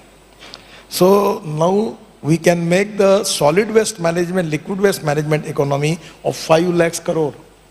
Now in Ahmedabad, Dolero Road, Express Highway, we are taking 20 lakh ton of garbage of Ahmedabad Municipal Corporation and using in that. Now from rubber powder, we have now make it mandatory that in bitumen, it is to be mandatory that they have to use 15% rubber powder in bitumen. And now we are getting bitumen rubber powder from the waste tire.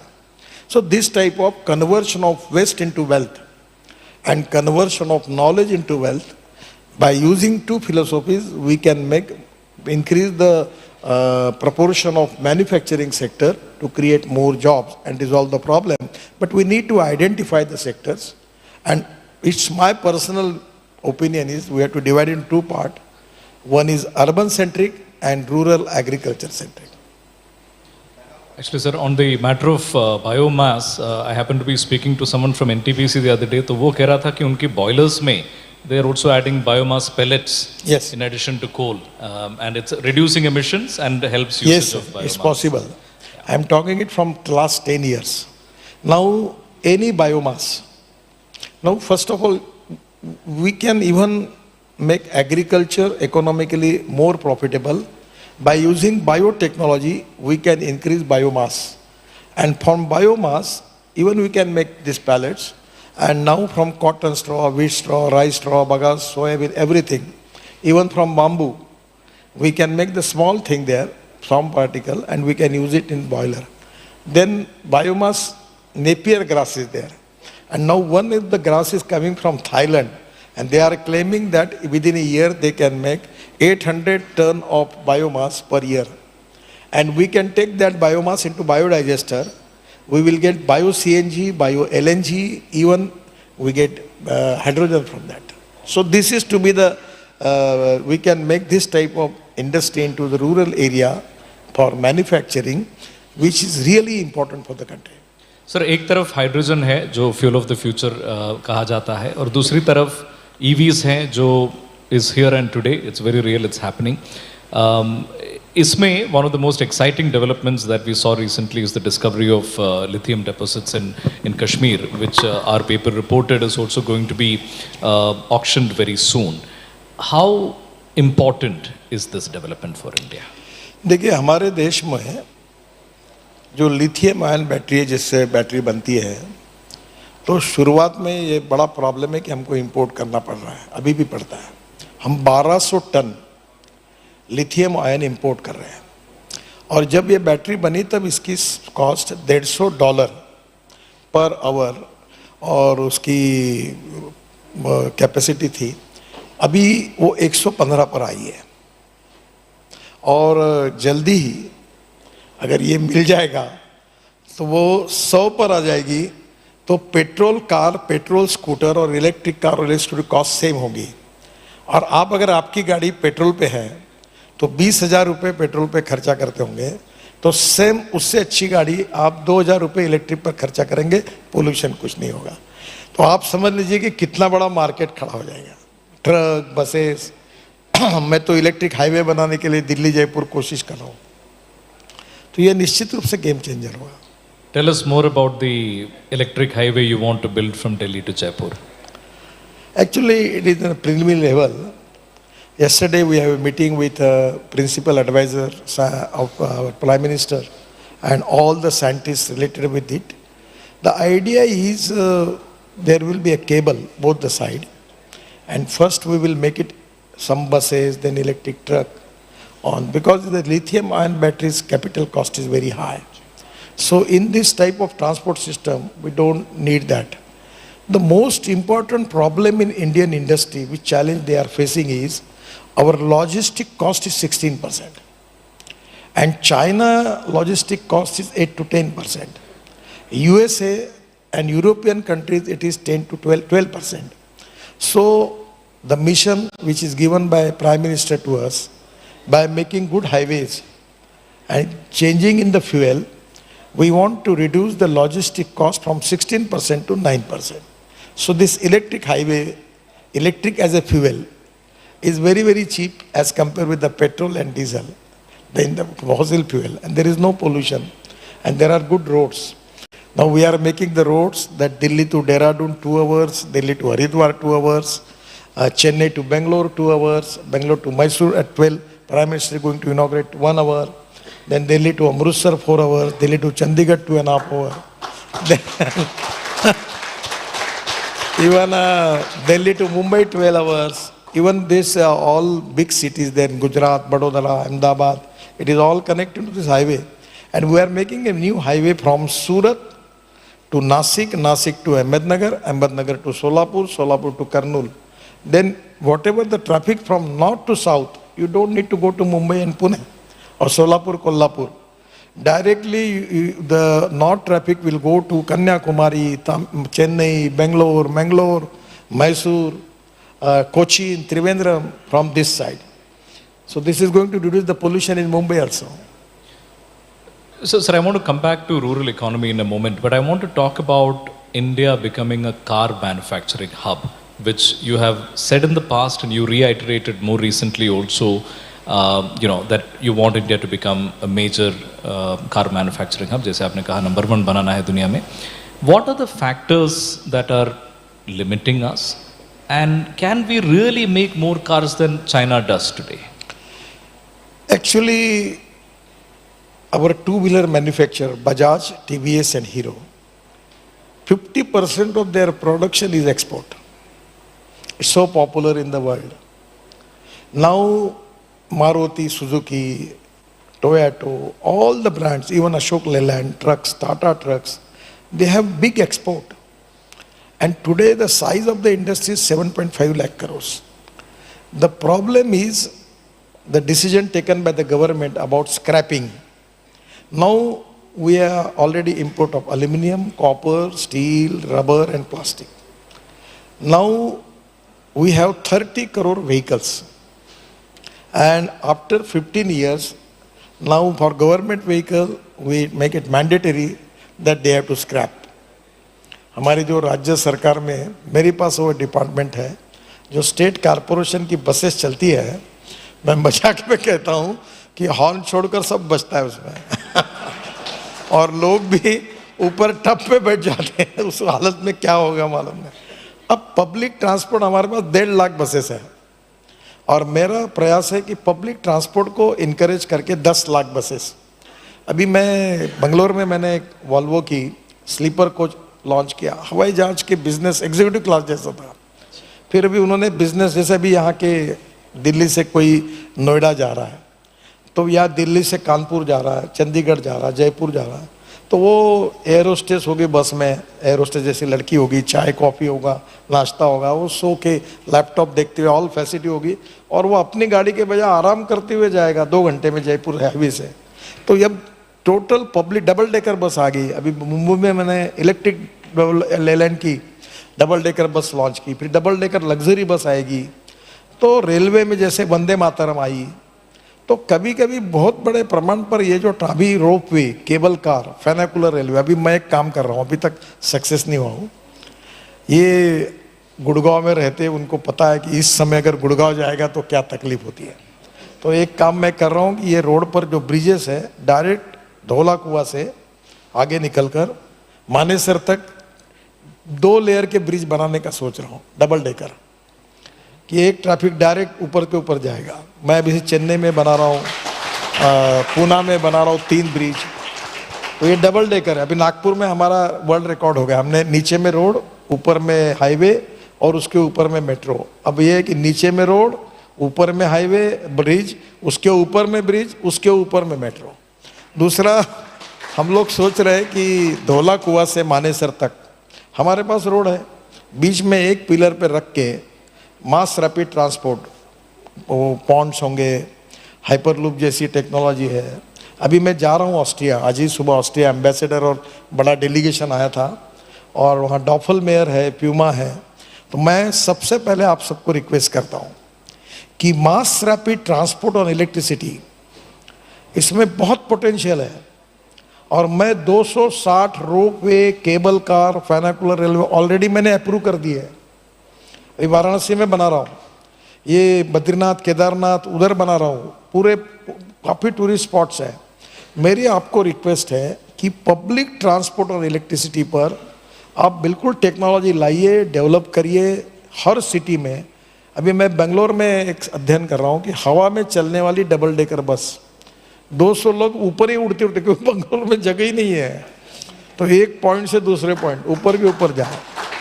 तो यही manufacturing sector में जो potential है, अब इसमें लोग इसका advantage लें और टेक्नोलॉजी लाएं. मैं खुद उस डिपार्टमेंट में काम करूँ, बस पोर्ट बना रहा हूँ. अभी प्राइम लैंड है हर सिटी में. मैंने राज्य सरकार को प्रपोजल, लैंड तुम्हारी, डेवलपमेंट मेरी, आधा प्रॉफिट तुम्हारा, आधा मेरा. Air condition bus port, airport जैसे बना रहे, मॉल्स, रेस्टोरेंट, सब चीज़ें वहाँ होगी, पार्किंग होगा, अच्छे बना रहे.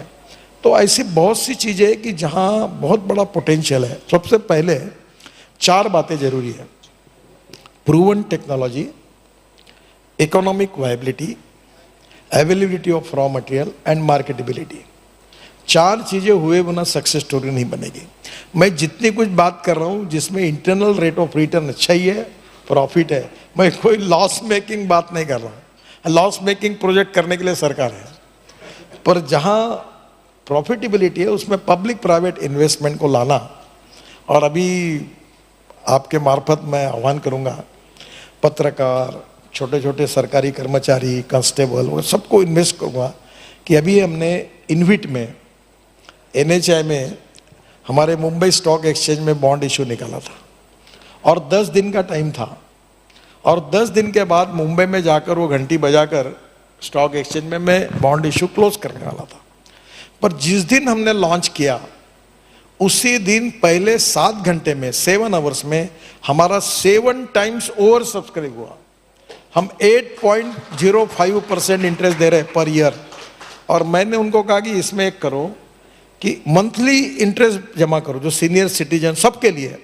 तो हमारा बॉन्ड इतना पॉपुलर हुआ कि हमारे पास पैसे की कमी नहीं। 2,70,000 करोड़ सरकार का बजट है, प्रधानमंत्री और वित्त मंत्री ने दिया है, और 3-4 लाख करोड़ तो मैं ऐसे यूं खड़े कर सकता हूं, जो चाहे होता है। ऑलरेडी मिल रहे पैसे हमारे पास, इन्वेस्टर लाइन में खड़े कि हमारा पैसा लो। Actually, speaking to Mr. Gadkari is always a pleasure because of this. He teaches us how to dream, how to scale. You know, he will tell, as he mentioned to Tata Motors, not कि आप 2 गुना कीजिए, आप 100 गुना कीजिए. You know, that is the. You know, we have a little bit more time, sir. आप permit करेंगे तो we can take a couple of questions from the audience. No problem. If any of you would like to ask a question, please raise your hand and you can stand up, identify yourself and ask a question to Gadkari ji. Yes, please. Sir, आपने इन hydrogen के बारे में बात किया, Please take that. आज की India में हम 50% से ज़्यादा एनर्जी के लिए कोल पे डिपेंडेंट है। कोल गैसिफिकेशन और कोल लिक्विफिकेशन एक प्रूवन टेक्नोलॉजी है ऑलरेडी। अगर हम रिटेल पर्पस के लिए जो भी आपने एनर्जी सोर्सेज बताए, अगर हम उसको पुश करें, लेकिन इंडस्ट्रियल पर्पसेस के लिए कोल गैसिफिकेशन, कोल लिक्विफिकेशन के ऊपर एम्फेसिस डालें, अगर उस 50-60% जो कोल डिपेंडेंट इकोनॉमी है, अगर मैं उसको 5% भी कम कर पाया तो it will be a big success. तो उस पर गवर्नमेंट का क्या फोकस है, क्या उसमें आगे हम कुछ सोचेंगे? देखिए, ये CBM के कोल बेल्ट मिथेन के गवर्नमेंट ने टेंडर निकाला था। अभी बंगाल में दुर्गापुर में ये CBM टेक्नोलॉजी से CNG निकलता है और वो CNG पूरा ट्रक बसेस में यूज़ होता है। लो क्वालिटी कोल जो है, ऐसे कुछ ब्लॉक्स हमारे पास हैं और इसमें डायरेक्टर ऑफ हाइड्रोकार्बन्स जो है स्पेशली इसमें काम करते हैं। उन ब्लॉक्स में हम बड़े प्रमाण पर कोल बेड मिथेन निकाल सकते हैं, जिससे CNG, LNG मिल सकता है, जो इंपोर्ट सब्स्टिट्यूट है। दूसरा, हमारे देश में 60,000 करोड़ का यूरिया इंपोर्ट कर रहे हैं। हमारे उड़ीसा में जो फर्टिलाइजर प्लांट था जो बंद पड़ा था, वहाँ अभी हमने कोल गैसिफिकेशन से यूरिया बना रहे हैं और कोल गैसिफिकेशन से 350 प्रोडक्ट बनते हैं। अमोनियम नाइट्रेट जो हमारे माइंस में लगता है, हम बाहर से इंपोर्ट कर रहे हैं। अभी आपको एक बात बताता हूँ कि कोल से ऐसी बहुत सी प्रोडक्ट को इनकरेज कर रहे हैं और सरकार की तरफ से भी है। थोड़ी थोड़ी दिक्कतें आती थी फॉरेस्ट इन्वायरमेंट क्लियरेंस, क्योंकि ये ब्लॉक्स जहाँ है क्लियर करके सरकार इसको भी प्रोत्साहित कर रही है। ज़्यादातर कोल मिनिस्ट्री और पेट्रोलियम मिनिस्ट्री इसमें काम करती है। पर मेरा विश्वास है कि ये इतना बड़ा चैलेंज है, समुंदर है, ये 16 लाख करोड़ का इंपोर्ट। तो कभी कभी लोग मुझे पूछते, तुम बोलते इलेक्ट्रिक, फिर हाइड्रोजन, फिर बोलते LNG, तुम इतना लाओगे तो गड़बड़ होगी। मैंने बोला, तुम्हारे सब में जितना दम होगा इसके 10 गुना लोग भी काम करेंगे तो भी ये इंपोर्ट इतना बड़ा है। हमें इथेनॉल चिल्ला कर इतना कुछ का, अभी भी 1 लाख करोड़ की इकोनॉमी नहीं बन गई, जबकि 20% पेट्रोल में डाल रहे हैं। फिर धीरे धीरे हमको निश्चित रूप से अल्टरनेटिव फ्यूल को import substitute, cost effective, pollution free और इंडिजिनियस कोल हमारे पास है। और लो क्वालिटी कोल जहाँ है वहाँ कोल गैसिफिकेशन भी होगा, कोल गैसिफिकेशन से बहुत से पेट्रोलियम प्रोडक्ट भी हम तैयार करेंगे, और दूसरी ओर जहाँ CBM है, कोल बेड मीथेन से, वो भी होगा। दोनों पे काम चल रहा है, उसकी गति भी बढ़ रही है और कोशिश हुई है। आपका बिल्कुल सही है, ये करना चाहिए। यूरिया, अभी नैनो यूरिया आया, अब मेरे खेत पे मैंने वो ड्रोन से नैनो यूरिया स्प्रेइंग किया। अब उसमें ऐसा है कि 1 एकड़ में 4 बैग यूरिया लगता है, और यूरिया अगर ड्रोन से स्प्रेइंग किया तो 2 बॉटल में काम होता है, तो 1 बॉटल की कीमत 1 बैग के बराबर है, तो 2 बोरे का सेविंग हो गया। तो आज नैनो यूरिया RCF ने किया, इतना पॉपुलर हुआ है, और वो ड्रोन का स्प्रेइंग आ गया। तो उसमें एक है कि अगर हम लोग नीचे स्प्रे से मारते हैं, जब फेंकते यूरिया, तो 75% यूरिया वेस्ट होता है, 25% प्लांट को जाता है। और अगर स्प्रेइंग से मारते हैं तो 25% वेस्ट होता है और 75% प्लांट को जाता है। तो टेक्नोलॉजी में जो बदल हुआ है, बिल्कुल कोल गैसिफिकेशन हमने करना चाहिए, उसमें भी ब्लॉक्स निकल रहे हैं और उसमें निश्चित रूप से काम होगा। सर, एक question I have about highways. क्या इस साल we will go back to being able to build 50 kilometres a day? नहीं, अभी तो 40 किलोमीटर क्या हो, कोविड के कारण कुछ इम्पैक्ट्स है। सो FY24 के लिए आपका what is the target you have given? नहीं, टारगेट तो मैंने 60 किलोमीटर का टारगेट रखा है। अब वो क्या होता है कि टारगेट ये कभी भी बड़ा रखा जाता है। जैसे आप तय करेंगे कि भाई हमारा अखबार का सर्कुलेशन 1 लाख होना चाहिए, होता है 60,000। तो कभी कभी मीडिया में लोग उसको ऐसा प्रेजेंट करते हैं कि मैंने कमिट किया कि 60 किलोमीटर रोड होगा। तो it's not my commitment, it is a target for NHI, for my ministry, 60 kilometre. पर इस साल 40 भी करना हो जाएगा तो भी अच्छा होगा, ऐसा है क्योंकि बिकॉज ऑफ कोविड हमें कुछ प्रॉब्लम आया था। Being mindful of time, we can take one last question. Yes, sir. Sir, development और गति की बात कर रहे हैं आप, जो शानदार एक्सप्रेस वे आपने तैयार करे हैं, उसमें सर अड़चन ये आ रही है कि जो स्पीड लिमिट है बड़ी कम है। अब फरीदाबाद दिल्ली पे आते हुए 50 किलोमीटर, 60 किलोमीटर, 70 किलोमीटर के कैमरा लगाए हुए हैं, गाड़ी जा सकती है 100-125 के ऊपर, और उस पर हमारे को चलान देने पड़ते हैं सालाना 60,000 रुपया, बिकॉज इतनी कन्फ्यूजन है। विद इन 100 मीटर्स 50 भी है, 60 भी है और 70 भी है। ये इनका प्रॉब्लम सही है। इसमें क्या है कि ये स्पीड तय करने का अधिकार मेरे विभाग का है, पर ये सब्जेक्ट जो है ये कॉन्करेंट लिस्ट में है, तो इसमें स्टेट गवर्नमेंट निर्णय करके उनको भी गैजेट नोटिफिकेशन निकालना पड़ता है। इसमें प्रॉब्लम ये आया कि चेन्नई हाईकोर्ट ने निर्णय दे के रखा है कि इसके ऊपर स्पीड नहीं होनी चाहिए, और ये आप थोड़ा सा दुख मत करिए, मैंने भी 3 बार फाइन भरा है। मुंबई में मेरी गाड़ी है, वर्ली बांद्रा सीलिंग पर 2 बार उसको फाइन लग गया। तो अभी ऐसा है कि हाईवे अच्छे हो गए और स्पीड लिमिट नहीं बदली है। अब मैं सब स्टेट ट्रांसपोर्ट मिनिस्टर को बुला रहा हूँ और मैं इसको नया स्पीड लिमिट के नॉर्म्स तैयार करके आपको जल्दी ही रिलीफ मिल जाएगा। और दिल्ली मुंबई हाईवे पर जो स्पीड है वो 140 किलोमीटर या 120 किलोमीटर। तो हम जैसे एक्सिस कंट्रोल एक्सप्रेस हाईवे पे स्पीड कितनी, 8 लेन पे कितनी, 6 लेन पे कितनी, 4 लेन पर कितनी, 2 लेन फेव शोल्डर पे कितनी, ऐसा करके हम अलग अलग सिटी लिमिट में कितनी रखना, तो उसके सब इसको हम लोग नई कर रहे हैं। और हमने ये नई की नहीं और रोड अच्छे बना दिए। ये बीच के इसमें आपको तकलीफ हो रही है, सबको तकलीफ हो रही है। अभी मैं नासिक में गया था, एक फ्लाईओवर बना है। Flyover is design for 100 kilometre और पुलिस ने लगा दिया 60 किलोमीटर, लगा दिए कैमरे, लोग फाइन भर रहे हैं। तो मैंने कहा ये मैंने बनाया 100 को, तो आप क्यों ऐसा करते हो, बदल दो इसको। तो ये ऑलरेडी इस प्रकार की विसंगति है, मैं उसको एक्सेप्ट करता हूँ, जल्दी ही उसको दूर करेंगे। सर, और एक और मेरी रिक्वेस्ट है जिसमें आप हमको मदद करिए कि जो हेवी ट्रक्स है, बसेस है, वो लास्ट लेन में चले।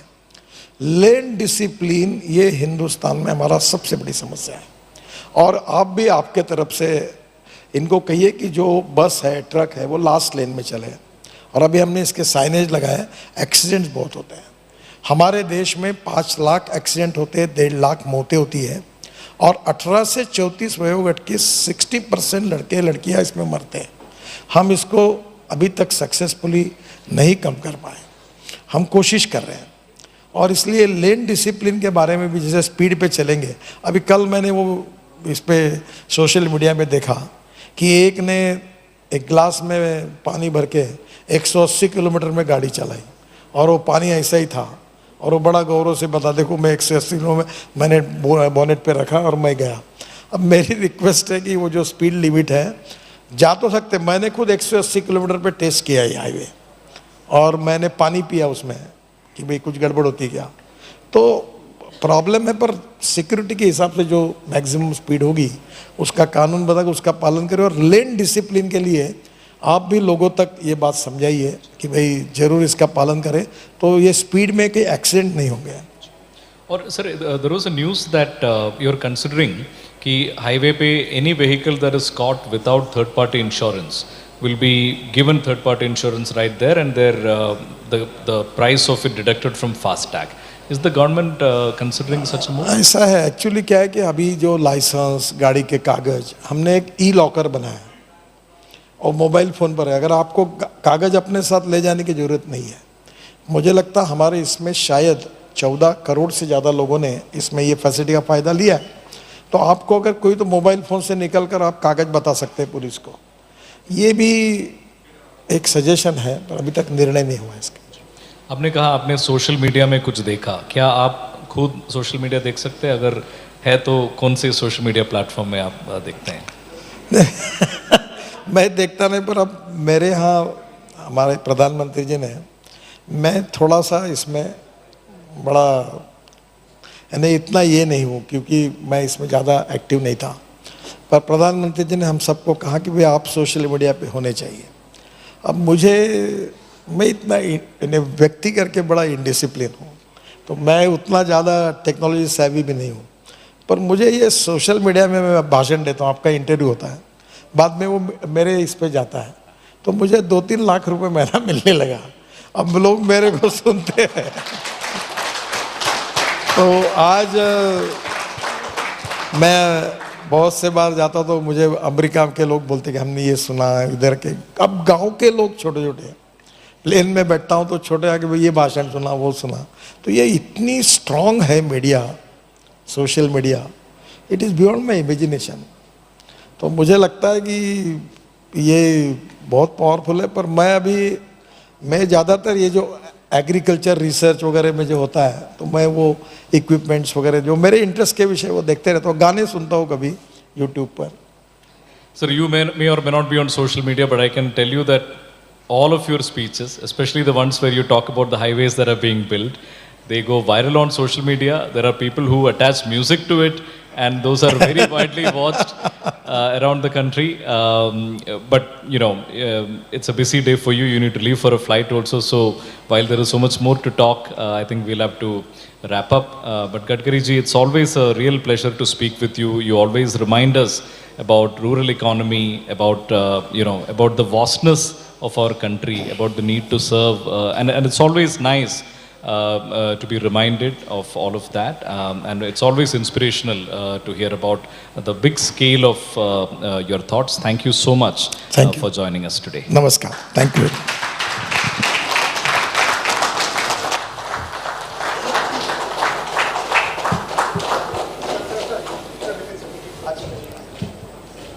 Ladies and gentlemen, this was Shri Nitin Gadkari, Honorable Minister of Road Transport and Highways. Thank you so much, sir. बहुत बहुत धन्यवाद that you've taken out your precious time to be present here.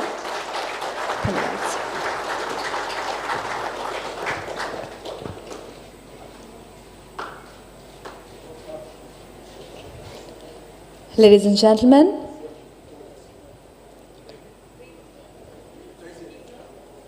gentlemen, we'll be having the next session. I request you all to kindly take your seats.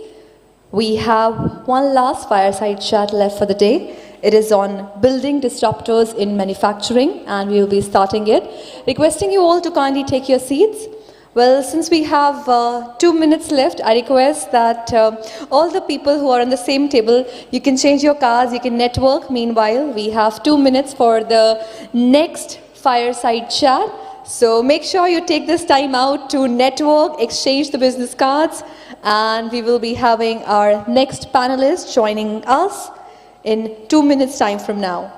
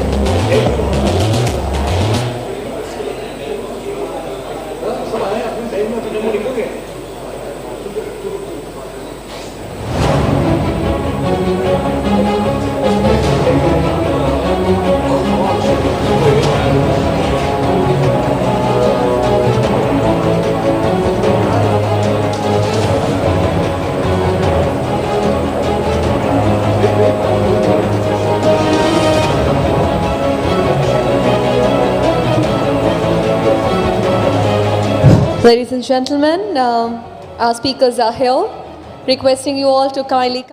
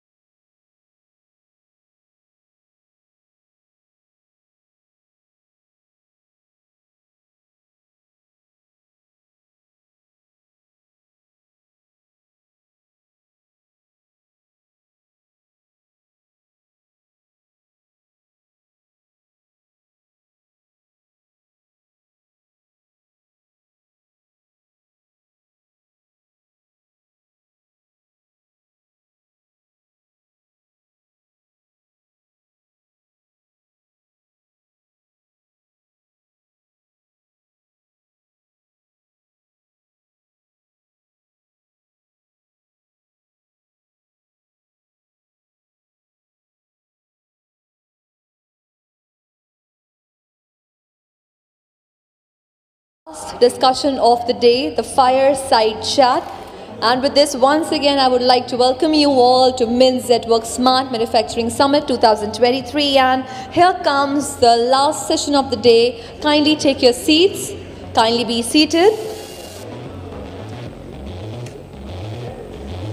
Ladies and gentlemen, the next topic is on building disruptors in manufacturing. We will be having a fireside chat on building disruptors in manufacturing. And ladies and gentlemen, it will be a fireside chat. And to do the honors, I would like to invite Mr. Amrit Acharya, CEO Zetwerk, in conversation with, please welcome sir. He'll be in the conversation with Mr. Rajan Anandan, who is Managing Director, Sequoia Capital. Please welcome sir with a huge round of applause, ladies and gentlemen. A fireside chat on building disruptors in manufacturing. Over to you, sir.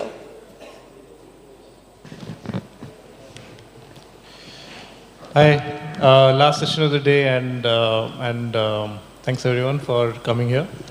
So my next guest for the evening is Rajan Anandan. Rajan actually needs no introduction. Currently, his leadership roles and experience span across large organizations like McKinsey, Dell, Google, and now he's at Sequoia. Currently, he runs a program called Surge, which is an early stage vehicle within Sequoia. Previously, he was at Google. He was heading Google India. And what is less known about Rajan is you actually started your career in manufacturing back in the day. at companies like Ford and companies like Dell. So today we'd like you to put on both hats, your hats as an investor and as a hat as looking at industries which are typically less invested in, which are manufacturing and hardware focused industries. So we'll quickly start. So Rajan, let's talk about your current experience at Surge, which is an early stage startup fund within Sequoia. If you look at historically, most of the investments that have happened in India in the last, let's say 10 years, the first wave was e-commerce. More recently, there was fintech, there was edtech. And I guess those will continue to be emerging themes. But do you see newer and newer themes in the hardware world, in manufacturing, in EVs? Is there a new theme that's coming up in the last few years? Yeah, firstly, thanks for having me, and congratulations on what looks like a pretty spectacular event.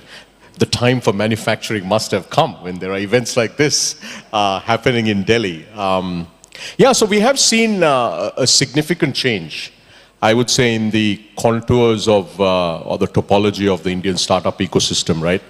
Today, there's pretty much innovation everywhere. I mean, it's not just 1 or 2 or 3 or even 5 sectors. About 4 or 5 years ago, we started seeing a pretty rapid explosion of building software from India for the world, so software products, companies like Freshworks and others.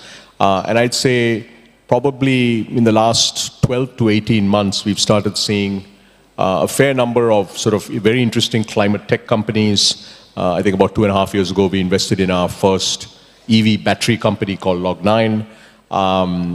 And, you know, obviously now climate is pretty broad.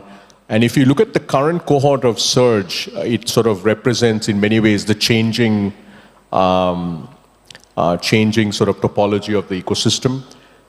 We have a company that is called Metastable. So what Metastable does is it does lithium-ion battery recycling. They've developed an entirely new process that reduces the capex by 50% and reduces the OPEX by 50% of lithium-ion battery recycling. So their factory goes live hopefully in the next 3 months or so. And when it goes live, then we can actually confidently say that 2 things are going to happen in the next 3 to 4 months. Log9 will hopefully launch their pilot cell line. Hopefully they'll be the very first company in India to launch, actually, not talk, but launch sort of a cell line. And we'll have hopefully the Metastable factory go live. And then I think we can say that, you know, beyond a few companies like Zetwerks, where we are very fortunate to be partners at Sequoia, that we can now begin to see a bunch of companies. So I think Metastable is one. We also have quite a number of product companies now, and they range across. So for instance, we have a company called Vari, which is a home furnishings marketplace, but they actually partner very closely to make their own branded products, right? So whether it's home furnishings, we have several consumer brands. I mean, these are all products that are made here. Now I know they're not sort of steel and heavy manufacturing, which is sort of what you guys do, but in many ways, these consumer brands that are being built across categories. I know you guys work a lot with electronics, for instance, right? So we're seeing sort of this emergence of these very exciting new brands. You know, lots of folks have heard of Boat and Noise and Mama Earth, but the reality is that's the tip of the iceberg. There's a large number of companies that are being built in personal care, in beauty, in food, in apparel, in fashion, and so on and so forth. So we think you'll continue to see all of that. And then last week, we announced an investment, Sequoia's first semiconductor investment in India. It was a company called MindGrow. That's a system-on-chip design company. We actually believe that, you know, the government's been talking a lot about semiconductors. I'm sure one or more of the ministers who was here talked about that. Clearly, the game on fabs is a large company game. You know, we are talking about billions of dollars of investment to be able to build these fabs out. But we think that on design, India has a real shot. In fact, we announced the first company last week. In a couple of weeks, you'll announce another company. So we think that, you know, even in semiconductors, the startups are going to play a role more on the design side of things, and then you'll start hopefully seeing the fab show up a while from now, in the near term, we're going to have to go to TSMC and do the tape outs and so on and so forth. And then, we've got a bunch of other companies. We have a company here in Gurgaon called Absolute that we think is a phenomenal biologics company. They've just launched a set of products that are biofertilizers and biopesticides. Again, very much products. In fact, we have to go manufacture these products, biologics-based fertilizers, etc. So, you'll start seeing that. And then, actually, it's not announced yet, but we've made an investment in a green hydrogen technology company, which, we think is pretty interesting. Now, all of these, many of these companies are very different to what we are normally used to, which is software companies. So, rooms like this will have to get filled with plants, and that's a whole new adventure for our teams, and we're quite excited about what we're seeing in India. Just to follow up on that, like, what do you think is driving some of this? Like, are there more entrepreneurs who are tackling these kind of markets where previously they didn't, or is it a new industry that's getting created? Yeah, I think it's a combination of things, right? So if you look at new consumer brands, I think it's the digitization, right? The reality is India today has 150 million consumers who buy online. You can deliver products to every pin code in India in 2 or 3 days. None of that existed before. Supply chains, I mean, it used to be, manufacturing consumer products was sort of the land of Unilevers and the ITCs and the P&Gs, but today, you can pretty much get a lot of that stuff outsourced and made in India. Thanks to companies like yours in electronics and so on and so forth. So I think the consumer trend, I would say, is the new consumer brands, I think, are coming because of new consumers who are coming with purchasing power for the first time. They don't want to buy the brands that their parents bought. But I think some of this other, what I call harder tech spaces, is a combination of research at leading academic universities. I don't know how many of you have spent time with IIT Madras. IIT Madras will be the Stanford of India, right? I mean, there's no question. I don't know, I'm sure there are lots of IIT grads from all over the IITs. But unless some of the other IITs... I went to IIT Madras. There you go. So, IIT Madras today has, of the last 8 investments we've made in India, 3 are IIT Madras companies, which is quite phenomenal, right? I mean, like Sequoia Capital saying that is... I would have never imagined like 2 years ago. So, and I think, but it's not just IIT Madras. I think what we are seeing is, whether it's IIT Bombay, IIT Delhi, you look at IIT Kharagpur with cybersecurity. So I think what we are seeing is a bunch of this research that has been happening now is beginning to get commercialized. And I think we also have to give a lot of credit to the government, right? So this first semiconductor company that we made a seed investment. But the first $20 million that will be spent in this company is going to be essentially funded by a mix of IIT Madras and the government, right? So the cost of the entire first tape out is paid by the government. So I think what we're seeing with the government of India is they're really putting where they're putting their dollars or their rupees where their strategic priorities are. But it's still very early days. But I think you'll see more and more of this as, look, what are Indian entrepreneurs really, really good at? Okay, they're really, really good at taking something that's amazing and making it at a fraction of the cost. Pretty much at the same quality. That's what happened in IT services. That's what happened in generic pharmaceuticals. It's going to happen in industry after industry. And I think with some of these process-intensive industries, what intrigues me is if you can bring the same level of ingenuity and innovation to these process-driven industries, right? All of a sudden, I mean, look, like, if you want to buy an electrolyzer today, right, in green hydrogen, like a large-scale electrolyzer, 2026, I mean, unless you work with Zetwerks, you guys can probably get it faster. Well, the reality is, one of the reasons it takes so long is because the membranes have rare earth materials that are very hard to get. Now, you have this company coming out of India that basically builds a green hydrogen electrolyzer that doesn't require membranes. All of a sudden, you've got an, and it's not, you haven't fundamentally invented a new material, but you have completely reimagined and re-engineered a set of equipment and a set of processes. So, long answer to your question, but I think it's beginning to happen. We're still probably 5 to 10 years away from mainstream, where, like 50% of the companies that you see are going to be of this nature. But I wouldn't put it past us, because if you look at China today, right, and what the leading venture capitalists in China are investing in today, they're all companies like this, right, and actually goes well beyond to biotechnology and so on and so forth. Yeah, that's a great segue. Actually, like, broadly looking at the Indian economy, we were agrarian, we moved to services, we kind of leapfrogged manufacturing. We are now seeing a renaissance of sorts. Globally, at Sequoia, you mentioned, within China, and even within the US, like Sequoia specifically and the industry generally has more data points and investing in, let's call them, hardware plus software kind of businesses. Let's say it's take a SpaceX in the US or a BYD in China. Are there any learnings that can be applied to India in terms of how those companies succeeded and how should entrepreneurs look at markets here? And yeah, what does it take for India to have a company like that of its own? Yeah, I mean, I think there are multiple questions there. So I think it's important that we build real national competitive advantage in these sectors, right? So if you look at space, what is India's competitive advantage in space? It's ISRO, right? If not for ISRO, we can't launch at a fraction of the cost. We don't get access to the testing facilities that we have. So that's number one. And with ISRO, we have access to now thousands of engineers, right? You can look at a company like Skyroot, they have 220 employees. 22 of them came from ISRO. The two co-founders came from ISRO, right? So, but that's just one part of it. I think second, you have to have you have to have very strong a regulatory framework, right? So at least in aerospace, right, the nodal agency that the government has set up, I mean, the approvals come very, very fast. So it's very progressive. So I do think we have to, I don't know whether India can, we can't win everywhere in everything at the same time.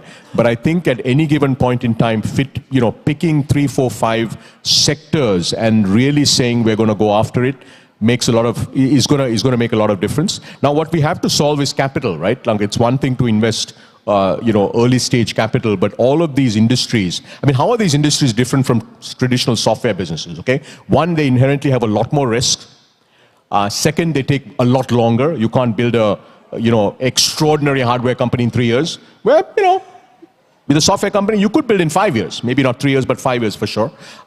Most of them still do take 8 to 10 years. And third, they take a lot more capital, right? So if you wanna build a gigafactory for cells, that's like $500 million is the minimum that you need, right? So I think because of that, they are very different. And I think as an ecosystem, we'll have a lot of work to do to make sure that we can put all these things in place to compete on a global scale.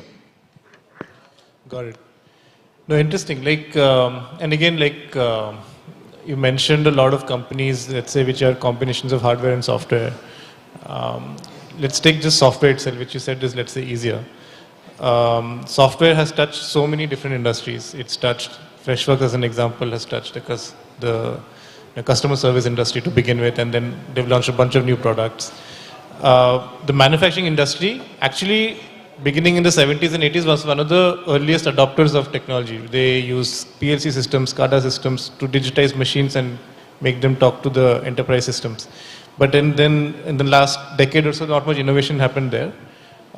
Curious to hear your thoughts on, is that a sector which can benefit from digitization that we have seen in other places? And again, do you see any companies? Yeah, I mean, I think, look, absolutely, right? The short answer is there's dramatic productivity improvements you can drive, efficiencies you can drive using technology and software in every industry, including manufacturing. I think what's happened to manufacturing is the best innovators in the world have not wanted to build for manufacturing because it's just harder. It's longer sales cycles to sell to these companies. They're not sort of the new age kind of companies that decide quickly and so on and so forth. But I think that's a terrific opportunity. Actually, in the last year, we've seen a bunch of companies in India that are now building for core manufacturing industries. I mean, speaking for Sequoia, we'd love to see many more companies that are building amazing productivity solutions, AI solutions for steel, cement, energy, refining, you name it, right? So I think this is it'll come full circle. I mean, these things sort of come in waves, right? So I think we'll begin to see that. Cool. And just again, zooming out a little bit, stepping outside of India, like we are at an interesting time in the world. We had COVID 2 years ago, then we had now, stuff happening in Europe with Ukraine. What this has led to is a change in supply chains globally, like the way trade happened pre this era and post this era is very different. Do you think there is a role for software technology companies to address some of these changing dynamics that are happening across the world? Yeah, I mean, I think the short answer is yes, right? So if you look at the number of developers in the world, let's just look at, like, keep it focused on geopolitics for a minute. You know, the US has, I don't know, 35 million developers. We have 30 million developers. By 2025, India will have more developers. You know, I think because of geopolitics, most nations in the world, at least in the rest of our lifetime, will I don't know whether they will not, but they will certainly worry about buying Chinese technology. I mean, it's just, you know, like, it's sort of what it is, right? So, and I think that creates an extraordinary opportunity for a nation that has, you know, 8 million developers, growing very, very rapidly, right? And increasingly will also have core capabilities in all these other sectors, right? So, only because, you know, you have the US, right? And then you have pretty much India.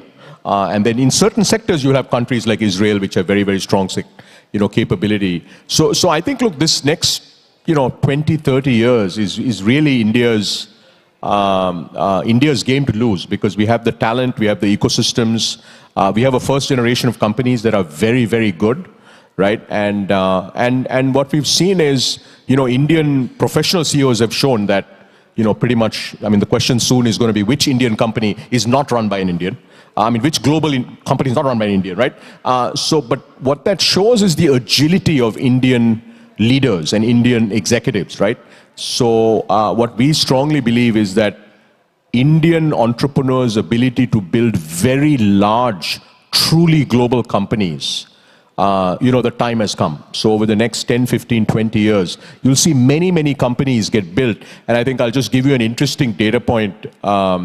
This is from 2022. If you look at new seed-funded companies in the year 2022, over 40% of them were building for the world from day zero, right? So think about that. Almost half of new Indian startups, from the day they start, from the day they launch, are building for the world. They're not even building for India. So I think that just shows of what is likely to come over the next 10, 15, 20 years.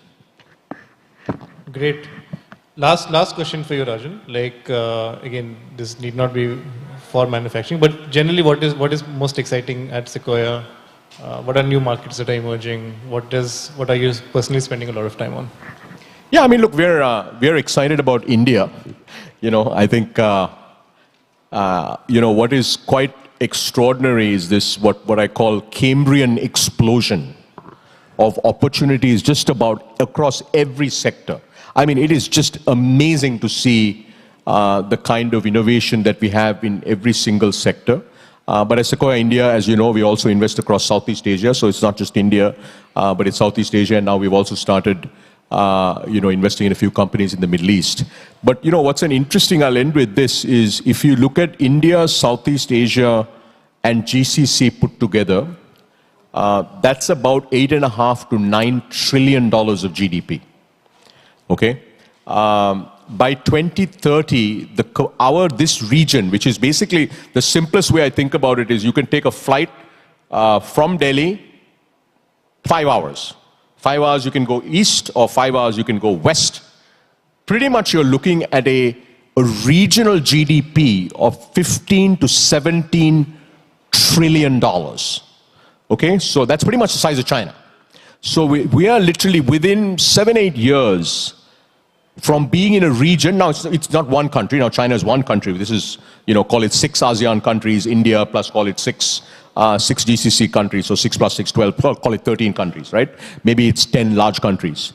But to be in a region that has, call it 15 to 16 trillion dollars of GDP, be in a region which by far is still going to have the youngest population on the planet outside of Africa, and also to be in a region where you're beginning to see extraordinary innovators that are not just building for a specific micro market in their country, but really building for the world, right, is superbly exciting. So, lots of folks ask me, I'll end with this, which is, those of you that follow the startup sector, I don't think anybody here does, they're all building real companies, which is great.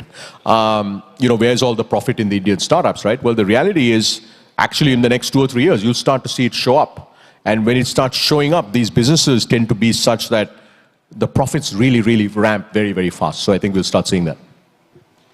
Great. With that, thanks a lot, Rajan, for spending time with us. And really excited to see what's the future of the Indian startup industry with Sequoia being at the forefront. Thank you for having me. Thank you, everyone.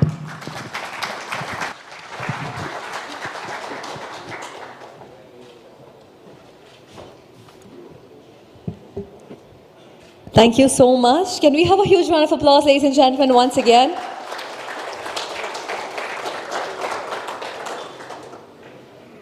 Thank you so much for this interesting conversation. And I'm sure we all are going back with a lot of information, ladies and gentlemen. It is important that we learn new things in our lives, but it is more important that we implement those things to make our lives better and easier. And I hope a lot of things that you've learned from here today, you will be implement and help you in certain way. And ladies and gentlemen, with this, we come to an end of Zetwerk Smart Manufacturing Summit 2023. I would like to extend my gratitude to each one of you who's present here. I would like to thank all the speakers who've taken out their precious time to be a part of Zetwerk Smart Manufacturing Summit 2023. Also, I would like to extend my gratitude to Zetwerk to make this happen. We are really grateful to you. Thank you so much that you've created this ecosystem where we all could come together and learn and share our knowledge. With this, ladies and gentlemen, I, Veronica Sharma, sign off for the day. But before you all leave, I would just like to tell you all that we have a band performing. We have a roulette band. It's a Delhi-based band. It's a retro pop funk band here for you in a short while. And we have food and cocktail also. So be here, be with us here. Thank you so much once again for joining here. Thank you so much.